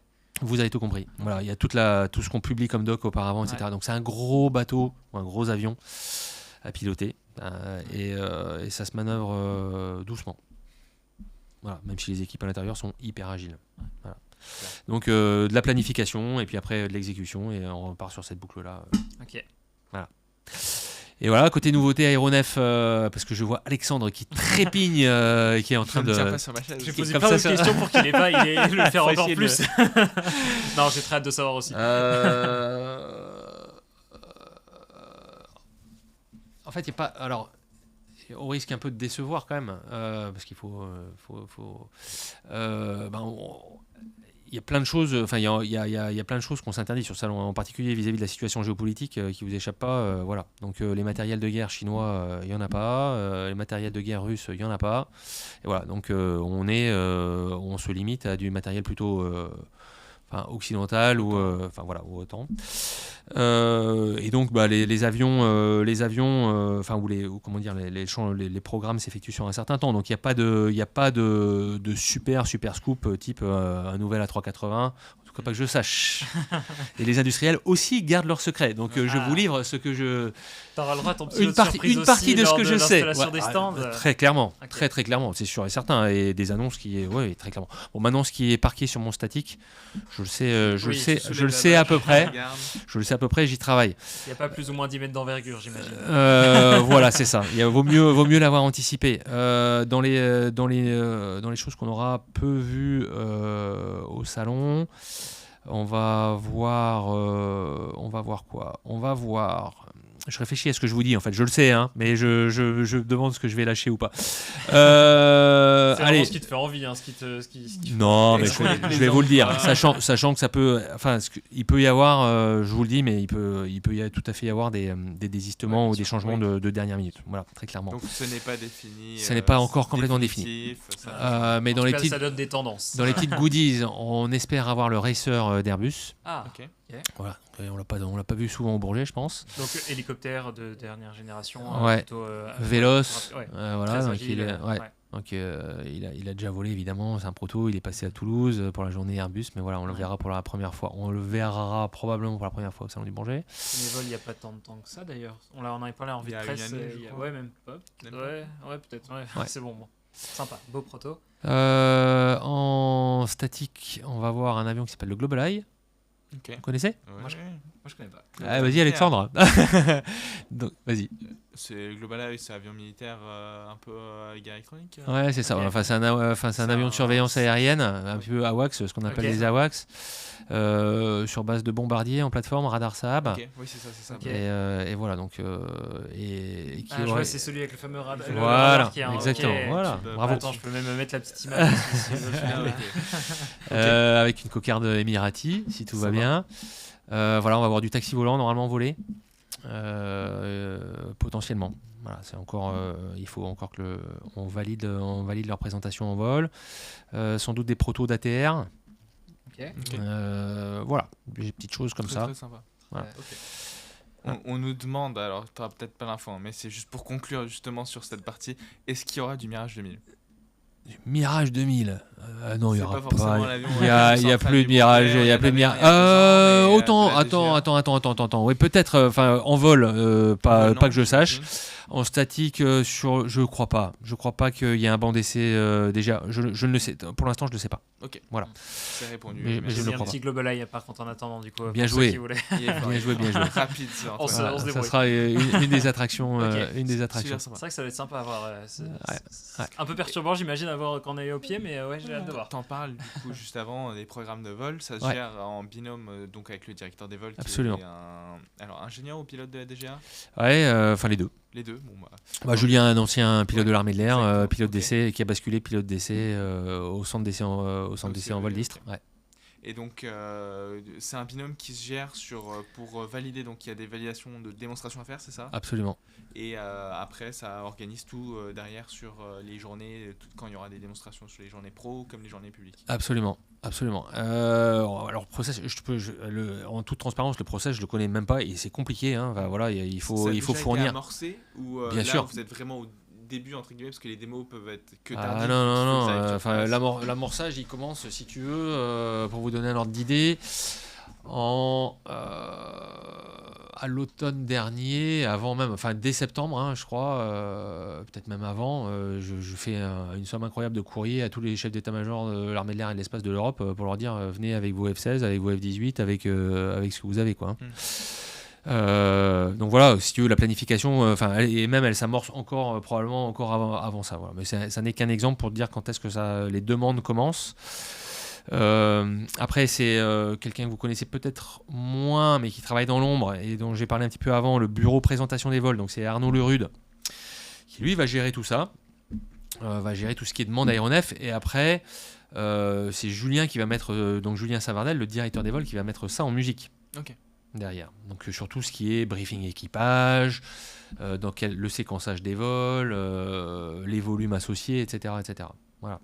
Julien est davantage dans l'exécution et le bureau présentation des vols davantage dans ce qui se passe au sol, parce qu'il y a beaucoup de choses en termes de statique et de déplacement d'aéronefs et de choses comme ça qui se passent au sol.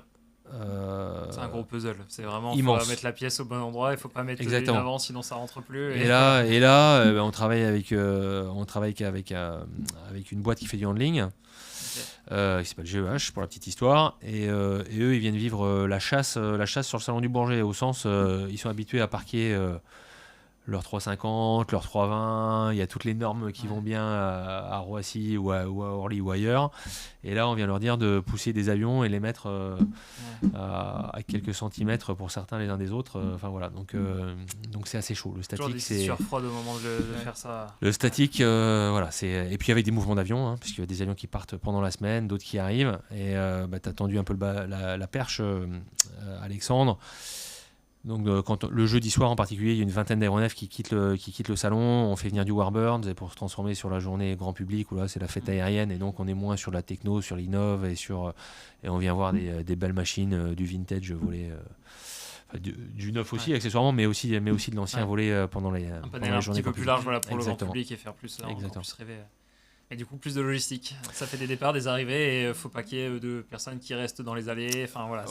Très clair, très clairement. Bon, mais pour ça, une fois plus, il y a toute une organisation qui est derrière, par l'organisateur et par l'État. Hein. Il y a la DGAC qui est dessus, il y a la DSAC. Enfin voilà, tout le monde pour faire voler du proto.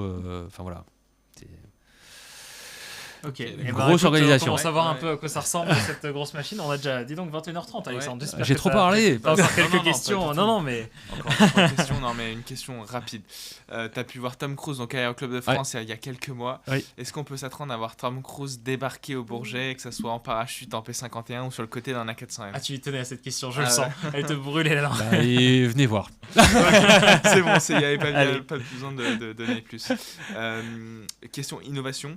Est-ce que dans la gestion du salon. Vous innovez aussi dans les technos utilisés, typiquement dans l'intelligence artificielle. Of course, bien sûr, mon ami. Il a dit tout à l'heure qu'ils étaient agiles. Moi, et puis, non, oui, absolument. En particulier, sur tout ce qui est système d'information à la maison. On utilise effectivement l'IA, de nouveaux softwares on est à fond dessus. Ok, très clairement. Sur tout ce qui est gestion de projet aussi, management de projet, donc il faut utiliser des outils informatiques qui soient au top. Au niveau des difficultés, vous avez rencontré beaucoup de difficultés là jusqu'à présent sur l'orga ou ça roule plutôt bien? Je me repose sur une équipe qui a en moyenne, j'ai perdu mes stats, mais je pense 45 ans d'âge. Ok. Donc, je dois être en dessous de la vérité. Ouais, et des directeurs qui ont 15 ans, 20 ans d'expérience. Donc, et c'est pas trop. Mais par contre, c'est un confort. Ok, super.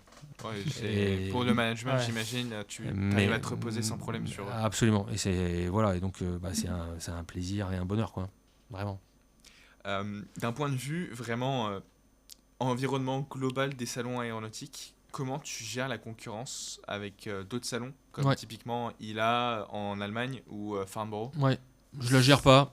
Je la gère pas. On se respecte, on s'invite mutuellement, on partage nos bonnes pratiques, on s'observe. Okay. Chacun à sa place. Chacun à sa place. Vous observez quand même s'il y a des innovations qui plaisent pour les récupérer. Bien sûr, bien sûr. Et puis on vient faire nos courses chez les salons des uns et des autres. Un certain nombre de nos je les appellerai pas nos concurrents parce que je les vois vraiment pas comme une concurrence, mais voilà, nos autres organisateurs de salons. Aide-moi, merci. Des autres organisateurs de salons ont des chalets chez nous, ont des stands chez nous et viennent commercialiser leurs salons chez nous et on fait la même chose chez eux et voilà, tout ça se passe en très bonne, sans problème. En très bonne intelligence, voilà, Okay. Côté logistique, c'est quoi votre plus gros défi sur l'organisation du salon? Bonne question, tu me l'avais pas posée celle-là en prépa. Non, il y a pas de. Je pense pas qu'il y ait de plus gros. Je pense pas qu'il y ait de plus gros défis. Par exemple, c'est plus dur de parquer tous les avions côte à côte à 10 cm ou de faire venir je sais pas combien de milliers de personnes le même jour. Non, ça c'est un défi. Ça c'est un défi. Ce qui est, je pense, c'est vraiment le dessous, c'est la manip logistique. C'est quand vous avez 200 camions qui vont arriver lundi 19 mai au matin pour s'engouffrer, pour pouvoir monter le plus vite possible, pour pouvoir décorer le plus vite possible 330 chalets. Ok. Voilà. C'est vraiment l'installation, quoi. C'est le moment où il y a tout. Et ces mecs-là, ils veulent tous aller, forcément, ils n'ont pas de temps à perdre. Et vous avez 200 camions qui viennent sonner à la porte du parc des expositions du Bourget. Okay. Donc vous avez un truc qui s'appelle le pool manutention, c'est un immense hangar. Et là-dedans, les mecs viennent décharger leur camion, débarquent leurs affaires. Et après, ça part en Fenwick dans un salon qui est déjà à moitié construit, en fait. Parce qu'on a déjà notre ligne de chalets, on a déjà les structures en dur, les chalets Airbus, les chalets Dassault, les chalets le pavillon du Minarme, etc., qui sont déjà construits. Il manque la déco, quoi. Il y a les bâtiments, mais tous ces gens-là veulent s'engouffrer en même temps. Et ça, c'est pas un sport de masse. Voilà, donc il y a ça. Évidemment, tout ce qui est accès circulation, c'est monstrueux. Moi, je suis admiratif. Vraiment, je suis admiratif dans ce que... moi, je me pointe le premier jour, la première fois où je vais sur le parc des expositions, il y a déjà la bâche avec l'indication, c'est par là qu'il faut rentrer, quoi. Ça, c'était il y a déjà 3 semaines. Je me dis, mais qui est-ce qui a pensé à ça? Et c'est fait. Okay. Donc voilà, ça, c'est un vrai défi. On a d'autres défis. Vraiment... On fera un sujet sur les à côté du salon, parce que je pense que c'est passionnant. Celui de la sûreté-sécurité. On met ceinture, bretelles, tout ce qu'on peut pour faire en sorte que ce salon, pour que les gens puissent vivre une expérience sans être... qu'on puisse gérer le risque et gérer les incidents. C'est fait par nous, organisateurs, c'est fait par les acteurs de l'État, c'est fait par l'armée de l'air et de l'espace qui met en place un dispositif un DPSA, donc un dispositif de protection et de sûreté aérienne. C'est 500 militaires qui sont déployés sur la base. Donc il faut une mini-base à l'intérieur du truc. Voilà, c'est un dispositif logistique énorme.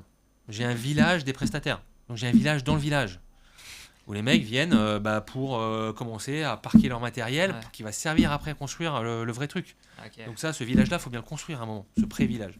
Il faut donner à manger, il faut les nourrir, faut les voilà, c'est énorme. C'est pas une semaine, c'est plus que ça. C'est des mois. Ouais. C'est des mois, mais ça reste de l'événementiel. Ouais. Et en fait, tout ça, ça se passe. Alors déjà, on préempte, on mange les zones qui sont pas les nôtres, les parkings de l'aéroport, les zones du musée de l'air et de l'espace, par séquence. Ah bah ouais, c'est une grosse Voilà. machine, faut pousser un peu des coudes. Et tout ça pour justement essayer d'engendrer le moindre évidemment, les avions d'affaires ont besoin de voler sur ce premier aéroport d'affaires d'Europe. Donc on essaie d'engendrer le moins possible de dérangements et de nuisances. Et donc on se met des timings hyper contraints en fait. Hyper contraints. Merci d'avoir répondu à la question sur cette partie très mais j'en ai oublié, c'est sûr. C'est intéressant vraiment d'avoir les dessous du salon, parce que c'est vrai qu'il y a le côté très contemplatif. Une fois qu'on arrive là-bas, on en voit de partout, on se dit ah ouais, mais c'est immense, il y a plein de gens, il y a plein de choses, on voit plein de machines volées, mais en fait oui. Derrière, l'immensité, on s'en rend compte en fait dans le montage. Derrière, c'est un travail de fourmi. Parce que moi, quand je l'arpente le salon, je le trouve pas si immense que ça, pour vous dire la vérité. Ouais. Je vais aborder ma dernière question, donc n'hésitez pas dans le chat si vous en avez aussi. On a parlé donc de la 55e édition qui est en train de se faire. On est en courte finale. Dans 1 mois et 1 jour, ça commence. Oh là là. Et ouais, on a le timing ici. J'y vais. On me l'avait pas dit. Ma dernière question, c'est est-ce que tu commences déjà à réfléchir au salon 2027 et à la suite du salon international de l'aéronautique et de l'espace? Of course. Bien sûr, oui, c'est mon boulot de ne pas réfléchir qu'au coup d'après. Je vous ai expliqué un peu la temporalité, donc effectivement, je considère que c'est mon job. Gilles Fournier a été aux manettes pendant 15 ans, il a imprimé. Non, il n'a pas imprimé. Il a fait ce qu'il avait à faire, mais on ne dira pas, tiens, c'était Gilles Fournier, voilà, on ne sait pas. Je sais peu qui sont les anciens directeurs généraux du salon. On s'inscrit, comme je vous l'ai dit, dans 115 ans d'histoire. Mais le salon, il faut le faire évoluer, évidemment, quoi. C'était dans la volière jusqu'en 1953, quand même, au Grand Palais. C'est quand même un truc de fou quand on y pense. En 1953, vous savez ce qui volait le salon juste avant, c'est-à-dire qu'en 51, en 49, c'était encore au Grand Palais qu'avait lieu le salon du Bourget. Donc aussi organisé, tiens. Ça devait valoir. Donc évidemment que c'est 115 ans d'histoire. Évidemment qu'on se projette sur l'avenir. Évidemment qu'on se projette sur les défis de plein d'ordre.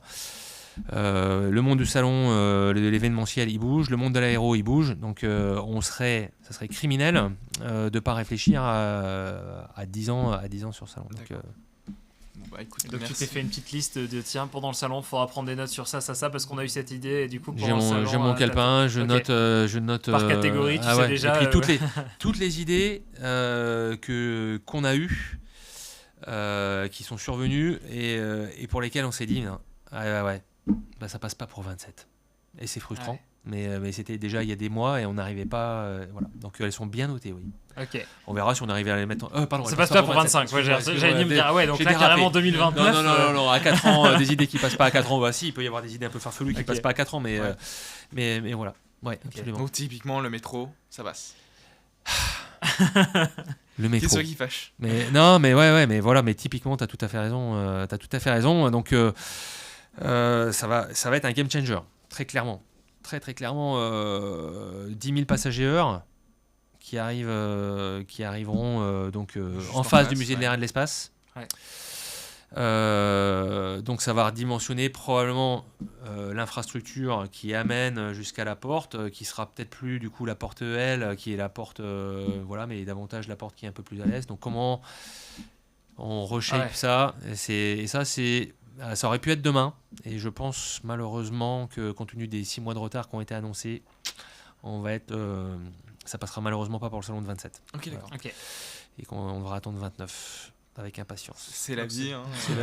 Mais ça va être effectivement un game changer. Ok, super. Alors, toute petite dernière question du chat et après on passe au quiz. Comme ça, je te laisse te préparer pour le quiz, Alexandre. Est-ce qu'il y aura, donc là on a parlé beaucoup des dessous du salon. Est-ce qu'il y aura des timelapses, des images du montage du salon avant l'ouverture? Est-ce qu'on aura des petits récaps comme ça sur les Absolument. réseaux? Bah regardez, en ce moment, qu'est-ce qu'on vous a fait aujourd'hui? Bon, alors, on vous a fait le nettoyage du 747, mais c'est aussi bête que ça. Le 747 du musée de l'air et de l'espace, qui est un peu couvert de mousse, il faut qu'il soit tout beau, tout propre. Okay. Les chalets de Gulfstream qu'il faut installer sur les terrasses du musée de l'air et de l'espace, donc on fait venir des grues quand même assez costauds, et on essaie de vous montrer ça, justement, j'insiste pour qu'on vous montre les coulisses. Donc il faut vous suivre sur les réseaux. Exactement, c'est bien résumé, merci Antoine. Écoutez, merci. Je me suis régalé. Merci pour tout ce que tu nous as donné comme info. Guillaume, pour avoir répondu aux questions à notre Merci à vous. On verra peut-être sur 2-3 termes dans le quiz notamment, qui est un quiz un peu spécial Salon du Bourget. Donc on va le rappeler, le petit jeu quiz culture générale aéronautique, c'est 10 questions, donc la tournée est plutôt autour du salon de l'aéronautique et de l'espace. Chaque question, il y a 4 réponses possibles, une seule est bonne. Ça va, ça a terminé laquelle. Ça va. Ouais, t'inquiète pas. Je crains le pire. Le niveau n'est pas trop bas, mais il n'est pas trop non plus. Moi j'ai tout le temps beaucoup de mal, franchement. Les questions sont pointilleuses. J'aurais toujours la limite, je suis un nouveau directeur général du salon, donc c'est parce que c'est à moi que sont destinées les questions, c'est ça? On te réinvitera dans 2 ans, t'inquiète pas. C'est ça. Toi, puis le joker. En tout cas, ici sur le plateau, moi je pose les questions parce que c'est moi qui les ai faites, donc si j'ai la réponse, ce serait dommage de participer. Mais Guillaume et Antoine participent ici, et vous dans le chat, n'hésitez surtout pas à taper la réponse, donc A, B, C ou D. Pour chaque question, de toute façon, on lit le chat et on suit ça en direct. Je pense que j'ai à peu près tout résumé. Est-ce que vous êtes tous les deux prêts? Stressant. Je suis hyper stressé. Ok, elles vont apparaître. Allez, commencer avec la première question, donc qui apparaît juste là pour toi, Guillaume. Lequel de ces événements a été annoncé pour la première fois au Salon du Bourget? Réponse A, le partenariat Artemis entre la NASA et l'ESA. Réponse B, le développement du programme SCAF. Réponse C, le lancement commercial de l'A380. Et réponse D, le projet Concorde. Est-ce que vous avez tous les deux une idée? Je fais faire par élimination. Ok. Moi aussi. Je dis pas Concorde, pas 380. SCAF, je pense pas. J'aurais bien dit peut-être plutôt la A en fait, même si c'est non. Moi j'aurais dit non, c'est du spatial. Moi j'aurais dit mais par élimination, mais on n'élimine pas la même chose. Moi j'aurais dit le lancement commercial de la 380 parce que il est venu en tant que proto, mais je me dis que le SCAF c'est trop politique pour être annoncé au Salon du Bourget, mais peut-être je me trompe. Sans doute je me trompe. Et peut-être les Artemis après tout, je ne sais pas. Après il n'y a pas eu. Ça c'est des questions moyennes. La maquette du SCAF qui était sous une bâche et tout ça. Est-ce que c'était pas... Ah ouais, mais entre le montrer, là tu montres tu montres le proto. En vrai, le lancement commercial, c'est peut-être la petite nuance. T'as peut-être raison. Pas Concorde, avec les Anglais. En fait, il faut que je regarde les yeux d'Alexandre. On va mettre un pulse-mètre pour voir si je commence à stresser ou pas. J'hésite entre B et C, mais... Je pense que t'as raison sur C, mais pour dire un truc différent, je dis B. Ouais, vas-y, t'as raison. T'as bien raison de dire différent. Dans le chat, juste pour info, ça répond beaucoup C. Et 2005, la 380, ouais, mais il était là, mais est-ce que c'était le lancement commercial? La bonne réponse, c'était la réponse B. Ah ouais, Antoine, bien joué, Antoine. C'était le SCAF, incroyable. En 19. D'accord. Sur le salon, donc avec donc ça l'image sous la bâche. Enfin, il était caché. Je crois qu'on a une image si jamais. Bien vu. Tu veux que je la mette? En plus, je suis impardonnable parce que je devrais vraiment le savoir en fait. Oui, non mais t'inquiète pas. Maintenant que t'en parles. Mais effectivement, c'est le SCAF, le 380, donc le proto volé de 2005 est venu quelques semaines, quelques mois après faire ses démos en plein vol. Pendant le salon du Bourget, mais c'était pas donc le lancement commercial, c'est vraiment juste des démonstrations aériennes. Le Concorde, c'était vraiment une autre époque où c'était annoncé vraiment plus en amont, dans un autre contexte. Et pour Artemis, rien à voir avec le salon du Bourget. Bien vu, bien vu. Cette année, peut-être 1-0. Bon, je vous propose du coup la petite deuxième question. En quelle année a déménagé le musée de l'air et l'espace sur l'aéroport du Bourget? Réponse A 1909, réponse B 1923, réponse C 1949, réponse D 1973. Est-ce que tu m'as pas un peu aidé tout à l'heure avec ce que tu nous as dit au sujet c'est le musée, hein? Oui, le musée. Ah ouais, c'est pur. Ok. Ah ouais, non, le musée. Ah ouais. Là, ça commence à... C'est la question la plus extraite, on va dire, du salon. Vas-y. Honneur à l'invité. Là, je suis mais bon, je peux me tromper encore. Ok. Moi, je pense que c'est quand même assez vieux.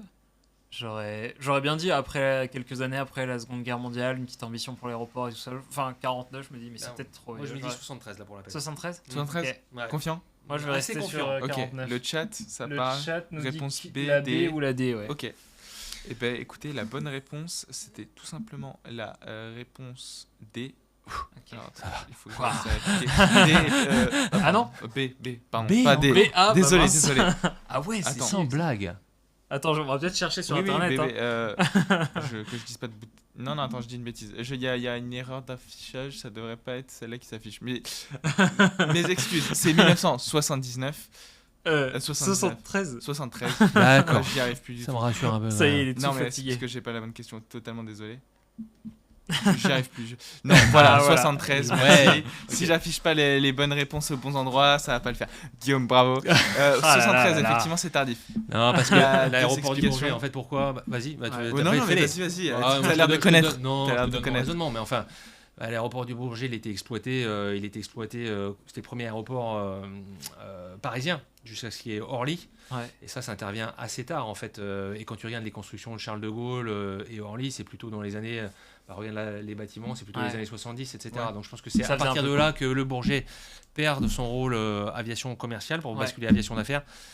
Et voilà, parce qu'il m'a mis la puce à l'oreille, mais j'aurais pas mis Non, ma mais main ok. à couper. C'est vrai que, ok. Et ça a laissé de la place, du coup, de plus avoir un peu moins d'aviation, d'avoir un peu Exactement. de plus de place pour faire les choses. Ok. Bah écoute, bien Bravo. joué. Effectivement, il y a cet aspect-là. Alors, avant la Première Guerre mondiale, tout ce qui était collection existait, mais sur Paris. Seconde Guerre mondiale, occupation, les Allemands réquisitionnent et gardent les réserves. Et puis c'est effectivement quand il va y avoir de l'espace qui se crée avec la création de l'aéroport d'Orly, l'ouverture de l'aéroport d'Orly, donc l'aéroport du Bourget qui perd en importance, qui va y avoir la place et qu'on va pouvoir faire ce musée, stocker d'abord dans un premier temps toutes les pièces et puis faire ce magnifique musée. Alors, on passe à la troisième question. Question 3. Quel avion de l'US Air Force Oh, a réalisé ça va. pour des démonstrations aériennes lors du salon en 2023? Réponse A, le F-15. Réponse B, le F-16. Réponse C, le F-22. Réponse D, le F-35. Je crois que je l'ai aussi. Oui, voilà, je préfère laisser Twitch répondre parce que j'ai la réponse, ça Moi, c'est je- sûr, et sans hésitation. Bon, du coup, le temps qu'il réponde, moi, du coup, c'est F-35 avec, je sais plus son nom, mais une pilote qui faisait les démonstrations en vol. Je sais qu'on a vu Catherine Monory. C'est comment le nom de la... Bio. Ok. BE. Ok, d'accord. Qui était pilote démonstratif, c'est exactement F-35. Donc, bonne réponse. Le C'était chat avait bien, bon, on avait White Dragon. la bonne réponse. Donc le F-35 qui nous a fait une petite démo voilà, c'était très sympa, ça permettait de le voir dans le ciel français, ce qui est assez rare, donc voilà. Qui reviendra en 25. On a l'exclusivité incroyable. Repiloté par Ok. D'accord. une jeune femme, pas la même. Non, oui, Ok. ça a changé. Ok, bah écoute, merci beaucoup. Je vois juste que le chat n'arrive pas à voir les questions, donc j'essaye de régler le problème technique en parallèle. Ah. Mais je vous relance sur une nouvelle question, comme ça j'ai le temps, moi, de réfléchir et de trouver la solution de mon côté. Question 4. Quelle entreprise a dévoilé au sein du Bourget un projet de mini-lanceur réutilisable appelé Mistral? Réponse A, c'est Venture Orbital System. Réponse B, c'est Latitude. Réponse C, c'est Hyperspace. Réponse D, c'est ExoTrail. Appelé Mistral. Oui. C'est... Est-ce que là, le domaine spatial, ça touche peut-être plus les compétences de Guillaume? Je laisse Antoine y aller. Pour autant, j'ai un petit doute. Bah, Latitude, c'est pas ce nom-là. Hyperspace, c'est pas ce nom-là. ExoTrail, c'est autre chose. Et Venture, je les connais pas, mais du coup... Moi, c'est Ouais. pareil. Comme c'est deux trucs que je connais pas, c'est Venture et Mistral. Ça va ensemble. Donc je Ouais. vote pour la. J'ai voté ça aussi, ouais. Je serais surpris que ce Et soit on ExoTrail, non, parce qu'ils font pas de lanceur. Ouais. Latitude, ils font leur lanceur, le Zephyr. Donc je serais surpris qu'il y en ait un autre que j'ai raté. Et l'autre, c'était quoi? Hyperspace. Hyperspace, ouais, ils font un truc, mais je suis pas sûr qu'il s'appelle le Mistral. Donc voilà. Mais je vote pour A, mais Ok. Bon, écoute, on Le va chat, rester... il y a des réponses ou pas? Désolé le chat pour les questions. Si On ça- va essayer de revenir et de les mettre, mais Si c'est Hyperspace, dommage. je vois Alexandre qui cherche la réponse. Non, c'est- mais je connais la Répare réponse, son. mais je veux juste les éléments exacts. Alors, Et donc le chat qui répond, le qui chat a juste répondu se plutôt plaint. la réponse A. Ok, c'est une question tricky. Parce que c'est un peu piégeux. Pourquoi? Parce qu'il y en a deux. En fait, la réponse, je vais pouvoir l'afficher pour au moins nous sur le plateau, c'est l'attitude. Sans blague. Exactement. Sans blague. Pourquoi? Mais c'était Parce pas que Baguette One ou un l'attitude truc a- comme ça y a C'est pas le que Zéphyr. ça, il y en Ils a ont Zéphyr, plusieurs. l'attitude. Mais en fait, l'attitude avant c'était Venture Orbital Systems, donc c'est un peu l'histoire du piège.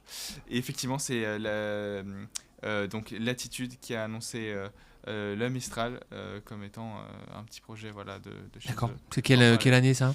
Alors, bonne Tu sais? question. je Non, trouve c'est ça- toi qui poses des questions, pas à moi de te les poser, t'as raison. Je peux retrouver Je vois l'info qu'on n'arrive rapidement. pas à remettre. Ça marche vraiment pas. Je suis impardonnable. Je suis impardonnable de Non, ne pas non, savoir mais- ça. Vincent Baudouin va Je me vais faire un haïr. reload. Si ça Ouais, va. j'ai essayé, mais T'as fait reload? oui. Ok, bon bah écoutez, Pas désolé de problème. dans le chat, faut être attentif ça à ce que finira, dit Alexandre. exactement. Je passe à la 5e question. En quelle année la maquette d'Ariane a été présentée, la maquette d'Ariane 1, parce que si on ne précise Ariane pas, 1, c'est trop facile, a été présentée au Salon du Bourget? Réponse A, 1971. Réponse B, 1979. Réponse C, 1997. Réponse D, 2005. Ariane 1. Ariane 1. Premier du nom. C'est dur en affaire, Alexandre. Très très dur. Donc présenté, hein. Présenté. C'est la maquette qu'on retrouve encore aujourd'hui au musée de l'air et de l'espace. Ah, Ok. d'accord. Ça peut D'accord, peut-être c'est aider. ça là que t'appelles la présentation. C'est la, C'est- la grandeur. Elle était là pour le salon. Alors, après, c'est pour la petite histoire. Hein. Mais c'était une contrepartie du musée. C'est de l'avoir sur son terrain, mais de la garder derrière. Donc voilà, c'est le. Bah, est-ce que le symboliquement qui a- ça aurait pas été fait lors de l'ouverture? Lors de la première édition, du coup, puisqu'on a vu que c'était Le musée de l'air et 79? de l'espace. Ouais, du coup, lors de la. Est-ce que ce serait Ah pas oui, c'est la vrai que même ça peut année? aider. Je vous ai peut-être aidé là-dessus. En tout cas, pas 2005, je pense pas. Mais je dis 79 ou 97, du coup. Moi, je dis 79 aussi. Je dis pour Ouais. l'ouverture du musée de l'air et de l'espace. Eh ben, on va rester là-dessus. Peut-être que. Et après, il a peut-être fait exprès pour nous piéger, hein, je le connais. Mais... C'est vrai, à ce point-là. À ce point-là, je suis. On a fort, White c'est ça, Dragons Antoine qui nous dit 1979 aussi.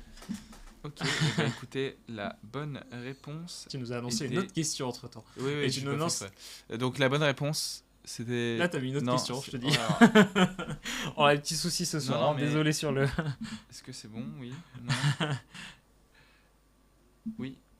Ouais. Ok. Bon, Donc c'est bien 79, désolé, le temps de latence. Non, 79 exactement. Que la fusée, donc la maquette, hein, qui n'est pas une vraie fusée pour ceux qui seraient déçus malheureusement, ça ne décollera pas et ça n'a jamais décollé. Mais voilà, magnifique maquette qu'on peut encore observer aujourd'hui au musée de l'espace et pendant le Avec salon du Ariane, Bourget. Ariane 5 à côté maintenant. Ouais. Exactement, exactement. Mais ouais, c'est bien, on apprend des choses. Je ne savais pas du tout ça. Donc question suivante. Question un peu plus tricky. Même si la Encore, première- encore plus tricky. même si celle des démos en vol Oh, était, mais les dernières peu. éditions. Eh oui. Ça, je sais pas Donc, si c'est- lequel de ces hélicoptères n'était pas présent lors de la dernière édition du Salon du Bourget?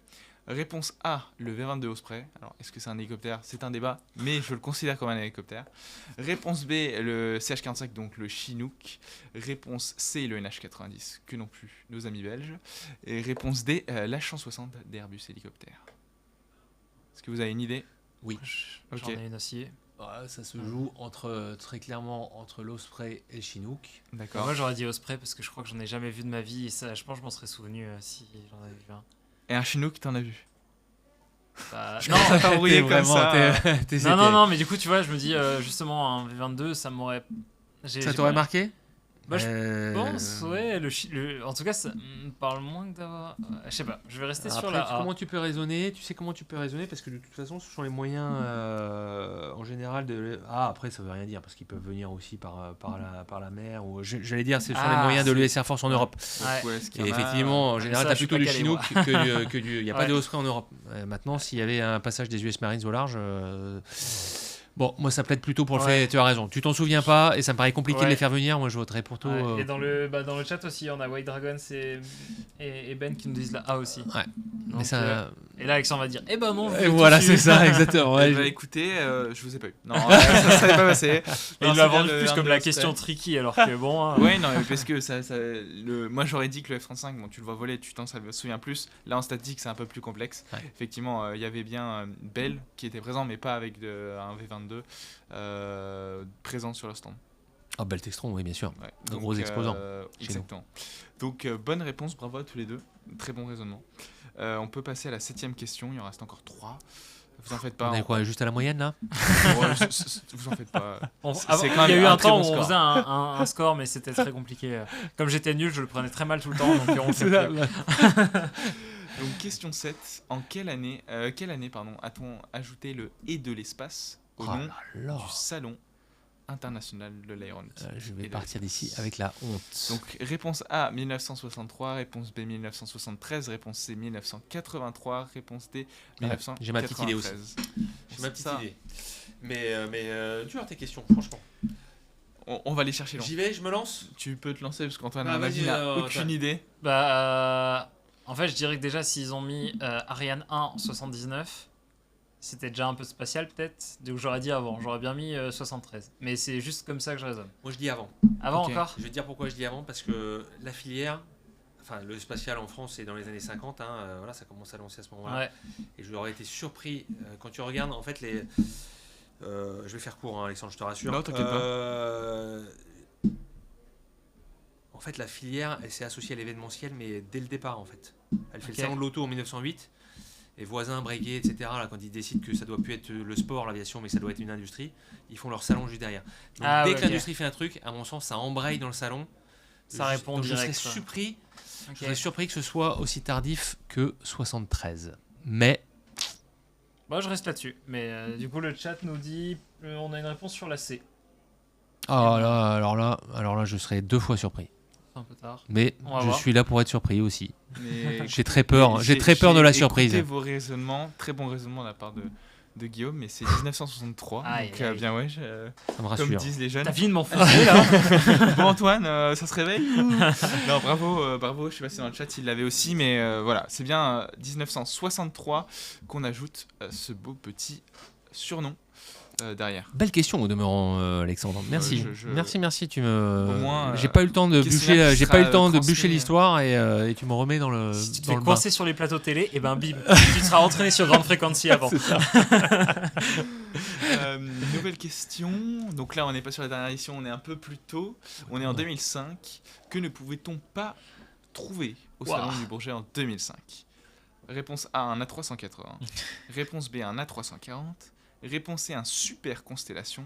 Réponse D, l'Antonov 225. Myriam. 4 avions.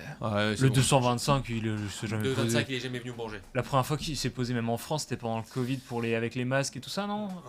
Et c'était pas du 225, tu crois? C'était pas du 124? Non, il y avait Myria qui s'était posé. Moi, je me souviens suivre en live à Chalon-Vatry. Il n'y a pas au Bourget. Je pas au Bourget 225, j'y crois pas une fois. Je pense pas non plus. Ah oui. Mais par contre, j'ai souvenir pendant le Covid de regarder en live à Chalon-Vatry Myria se poser. Tu as raison, pour apporter des masques et tout ça. Merci pour le rappel. C'était bien la bonne réponse. Vous avez débusqué l'intrus. Le chat avait la bonne merci de nous avoir aidé, Alexandre. Un petit peu là. Bien joué parce que c'est vrai que c'est pas forcément intuitif. On parle de 2005 et voir en Super Constellation. Moi, ça me donne des étoiles dans les yeux parce que c'est vrai qu'on en voit plus beaucoup voler. Mais attends, on réfléchit, t'as cru quoi on fait par élimination, on s'en sort. Écoutez, on passe prochaine question.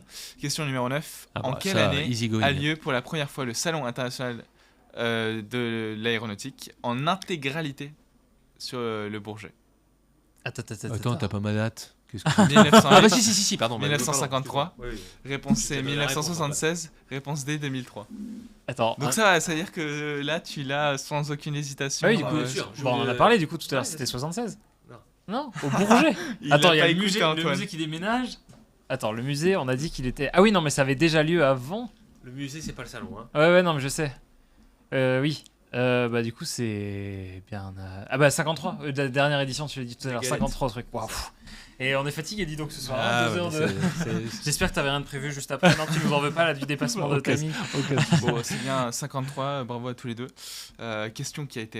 les deux dernières questions, vous en sortez très bien. Là, vous remontez le score largement haut la main. Et la dernière question, par contre, elle est costaud. Ah, elle peut être costaud. C'est la cerise. À voir, surtout Antoine l'aura probablement pas, le chat c'est compliqué. Bravo Alexandre. Combien de visiteurs uniques le salon a accueilli ça c'est mon pain quotidien ça. Les chiffres ça va.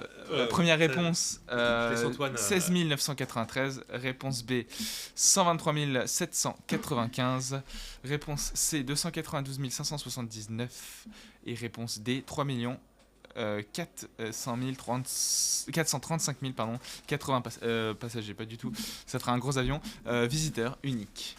Alors, du coup, toi j'imagine que tu as la réponse. Moi je vais dire je vais pas dire la D énorme, mais je vais dire plutôt la C, parce que je pense avoir un truc genre 70-80 000 personnes sur les journées grand public par jour, ça doit être un ordre de grandeur qui se tient. Donc je vais dire ça. Bravo. Okay. Bravo. C'est ça l'idée, Antoine, c'est bien la bonne, la bonne réponse. Le chat a la bonne réponse aussi. Et moi, tu m'as eu.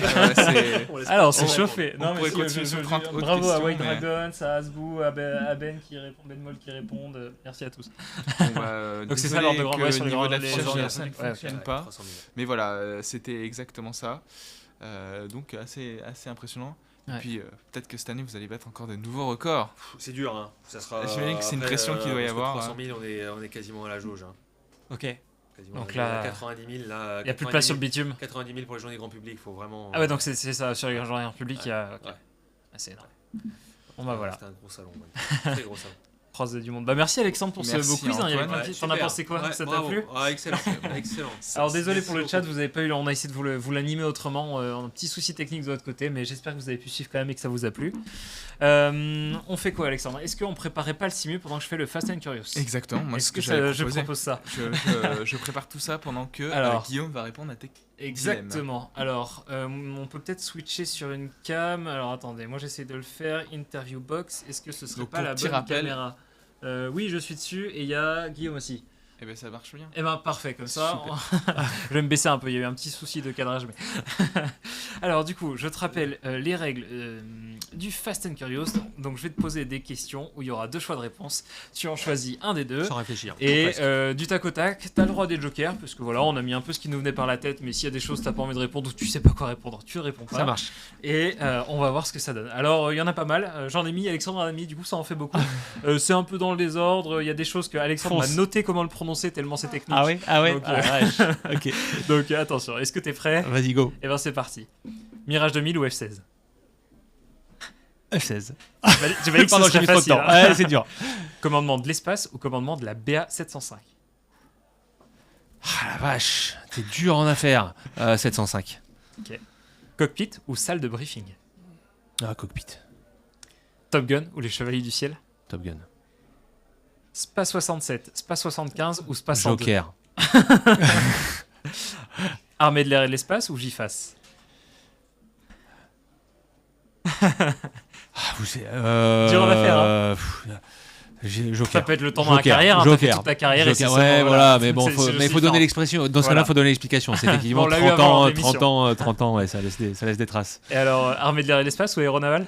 Ah là, c'est bon. Armée de l'air et de l'espace, il n'y a pas l'ombre d'un doute. C'est facile. Patrouille de France ou Rafale sur le display? Sur le display. Ok. Le Bourget ou Farnborough? Le Bourget. Ah, on a dit qu'il y en avait des faciles le aussi. Bourget. Pour couper, ouais, merci. Vendée Globe ou Tour de France? Vendée Globe, très clairement. Astérix ou Obélix? Astérix. Oui, parce que c'est l'exercice du commandement de l'espace, donc, voilà. Et c'est effectivement une belle aventure, ça aussi, ouais. Tom Cruise ou Val Kilmer? Tom Cruise.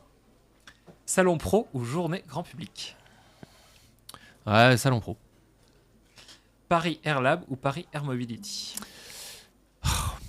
C'est dur en affaire, les gars. Joker. Non, parce que pas de préférence, simplement, ouais. Ça s'inscrit dans leur temps, les deux. Planification. Tu préfères, donc là c'est plutôt un tu préfères. Planification millimétrée ou adaptation de dernière minute? Planification millimétrée. Ok. Communication ou opérationnel? Oh, c'est pas exclusif. Presque comme de Opérationnel. Ok. Démo en vol ou ou le statique? Oh non, elle vole. Bah voilà, c'était là-dessus. Donc bon, tu vois, on a essayé de Super. varier un peu de tout. Merci. On a réussi à te penser au peu début, puis après on a fait un peu plus simple. Et ben écoute, je pense qu'on est en train de se préparer sur le simu, à moins qu'on ait des petits soucis techniques. Qu'est-ce qui se passe, Alexandre? Les transitions caméra. Mais attends, moi j'ai le de quoi mettre, hein? Le super source, par exemple? Non, c'est pas ce que tu veux? Non. Quand tu dis transition caméra, qu'est-ce Ce qu'on a affiché là, c'est pas ce qu'il y en a. Ah, J'ai c'est saboté peut-être ça, le le système pour problème pas depuis me tout à l'heure. cracher devant vous. ok, et ben on aura peut-être pas le tour, on le fera. Bah écoute, ce que je te propose, on va sûrement faire le tour de table des recommandations et on va t'enregistrer tout à l'heure après l'émission Pas de souci. le challenge atterrissage et on le Ça mettra. Voilà, tu auras ta place dans le leaderboard, on Ok. l'aura dans le replay de l'émission. Mais donc apparemment on a des petits soucis de changement de caméra. Alexandre, je te propose une dernière chose, c'est que je fasse moi le switch à l'ordi peut-être pour voir ce que ça donne, par exemple. Si je cut, est-ce que ça apparaît? Est-ce que c'est des choses? On va voir si ça le change ou si ça le change pas. Apparemment, ça ne le change pas. Il y a un petit décalage. Bon, bah écoutez, on a des petits soucis ce soir. Bah, je propose qu'on reste sur.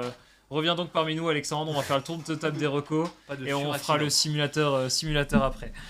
Pas de suraccident. Désolé pour les petits. On va se remettre nous la bonne caméra. C'est laquelle? C'est. Voilà. Comme ça, on se voit. Donc voilà, bah écoute, merci d'être venu dans l'émission. On va Grand faire le tour de plaisir. table, Merci pour vos donc, questions. C'était un bon moment. Petite reco, est-ce que tu as pensé à une chose? Donc c'est toujours pareil, on a une recommandation, un livre, une exposition autre. Est-ce qu'il y a une petite chose, tu as envie de donner envie à ceux qui nous écoutent, quelque chose que tu aurais lu, vu, que tu aimes bien, même si c'est assez large. Est-ce que tu as une petite idée en tête? Ouais. Je l'ai pas préparé. Eh ben on peut Mais je commencer. l'ai pas préparé, mais je peux te dire. Mais Ce qui te passe par la tête. Ce qui me passe par la tête. Eh ben vas-y. Je te dis les lectures, les carnets de René Mouchotte. Ok. Et j'ai un bouquin qui m'a marqué, moi, mais bon, il y avait un truc qui s'appelait l'encyclopédie de l'aviation. Ok. Et bon, ça n'existe plus forcément, quoi, parce que je pense que tout ça est digitalisé maintenant, mais voilà, c'était la Bible de tout ce qu'il avait pu se passer. C'était le quid de l'aviation. Ok. Voilà, ça me passe par la tête. Ok. Encyclopédie. Et ça se Et retrouve, ça s'achète d'occasion, ça se retrouve. Oh, ça se retrouve, ouais. ça se retrouve. Très Ok. clairement. Ouais. Eh ben merci, Ouais. bah, c'est noté, t'as bercé un peu dedans et ça fait partie des choses. Ok, Exactement. très bien. Moi je Et toi, pense ça Antoine, passe. du coup, petite recommandation? Et ben moi je vais recommander les journées portes ouvertes de la FFA qui ont lieu ce week-end. Là on est pile dans l'actu, c'est à partir donc de samedi, c'est samedi et dimanche. Tous les aéroclubs en France ouvrent leurs portes. Et ben je peux vous garantir qu'il y a une quantité de bénévoles, de passionnés qui sont là pour vous montrer ce que c'est qu'un aéroclub, ce qu'ils ont comme avion, comment ça marche les formations. Et c'est assez génial, même si bah voilà, c'est vrai que voler ça coûte cher, mais il y a d'autres possibilités. Il y a le BIA pour les jeunes, il y a le moyen de juste de rencontrer d'autres personnes qui vont être là. Je sais que par exemple dans mon aéroclub, il y a juste des conférences de personnes qui vont montrer leur cursus de pilote, leur carrière, ce qu'ils ont fait. Mais donc voilà, même si vous avez peut-être pas forcément envie de voler, mais juste découvrir un autre monde, une association, des bénévoles, la plateforme qui est à côté de chez vous, vous dites tiens qu'est-ce qui s'y trame.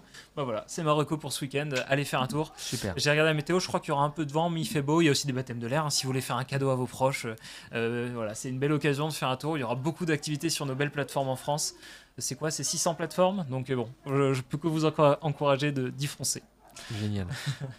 Et toi, Alexandre, Je tu finis. conclue sur une reco, alors plus virtuelle. Je vais parler de simulateur de vol. On s'arrête pas. Nice. La semaine dernière, mais maintenant on continue. À défaut de ne pas pouvoir faire le challenge d'atterrissage en live, je vais vous recommander donc.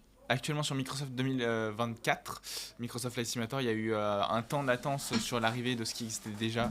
Et donc Antoine, toi qui adore le Piper PA28, ils viennent de le moderniser, de le rendre compatible sur 2024. Donc si vous voulez faire du PA28 partout autour du globe, n'hésitez surtout pas. C'est faisable. Et puis toujours sympa, le modélisé, donc bien sûr on n'est pas sur du glass cockpit, on est ancienne génération à de la old pilotes. school, tel qu'on l'a dans les aéroclubs encore Exactement. partout.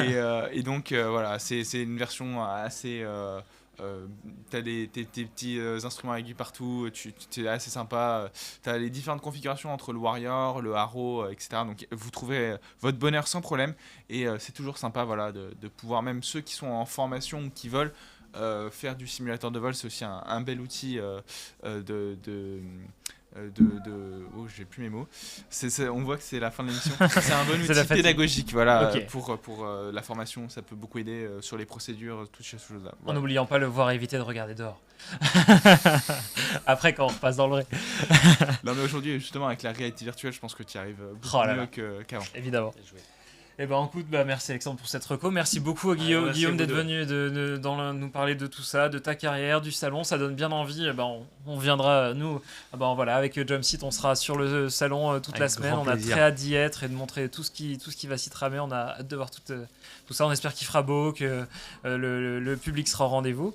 Et puis, on a pu apprendre plein de choses et on espère qu'on te recevra une prochaine fois, les saisons 4, sait-on, pour le 2027 ou avant. Enfin, bref. À votre dispo, c'était un grand plaisir. Ravi d'avoir pu échanger avec toi. Merci beaucoup Guillaume. Et merci à tous dans le chat de nous avoir suivis. On a eu quelques petits soucis techniques, mais en tout cas, merci à tous ceux qui nous ont suivis.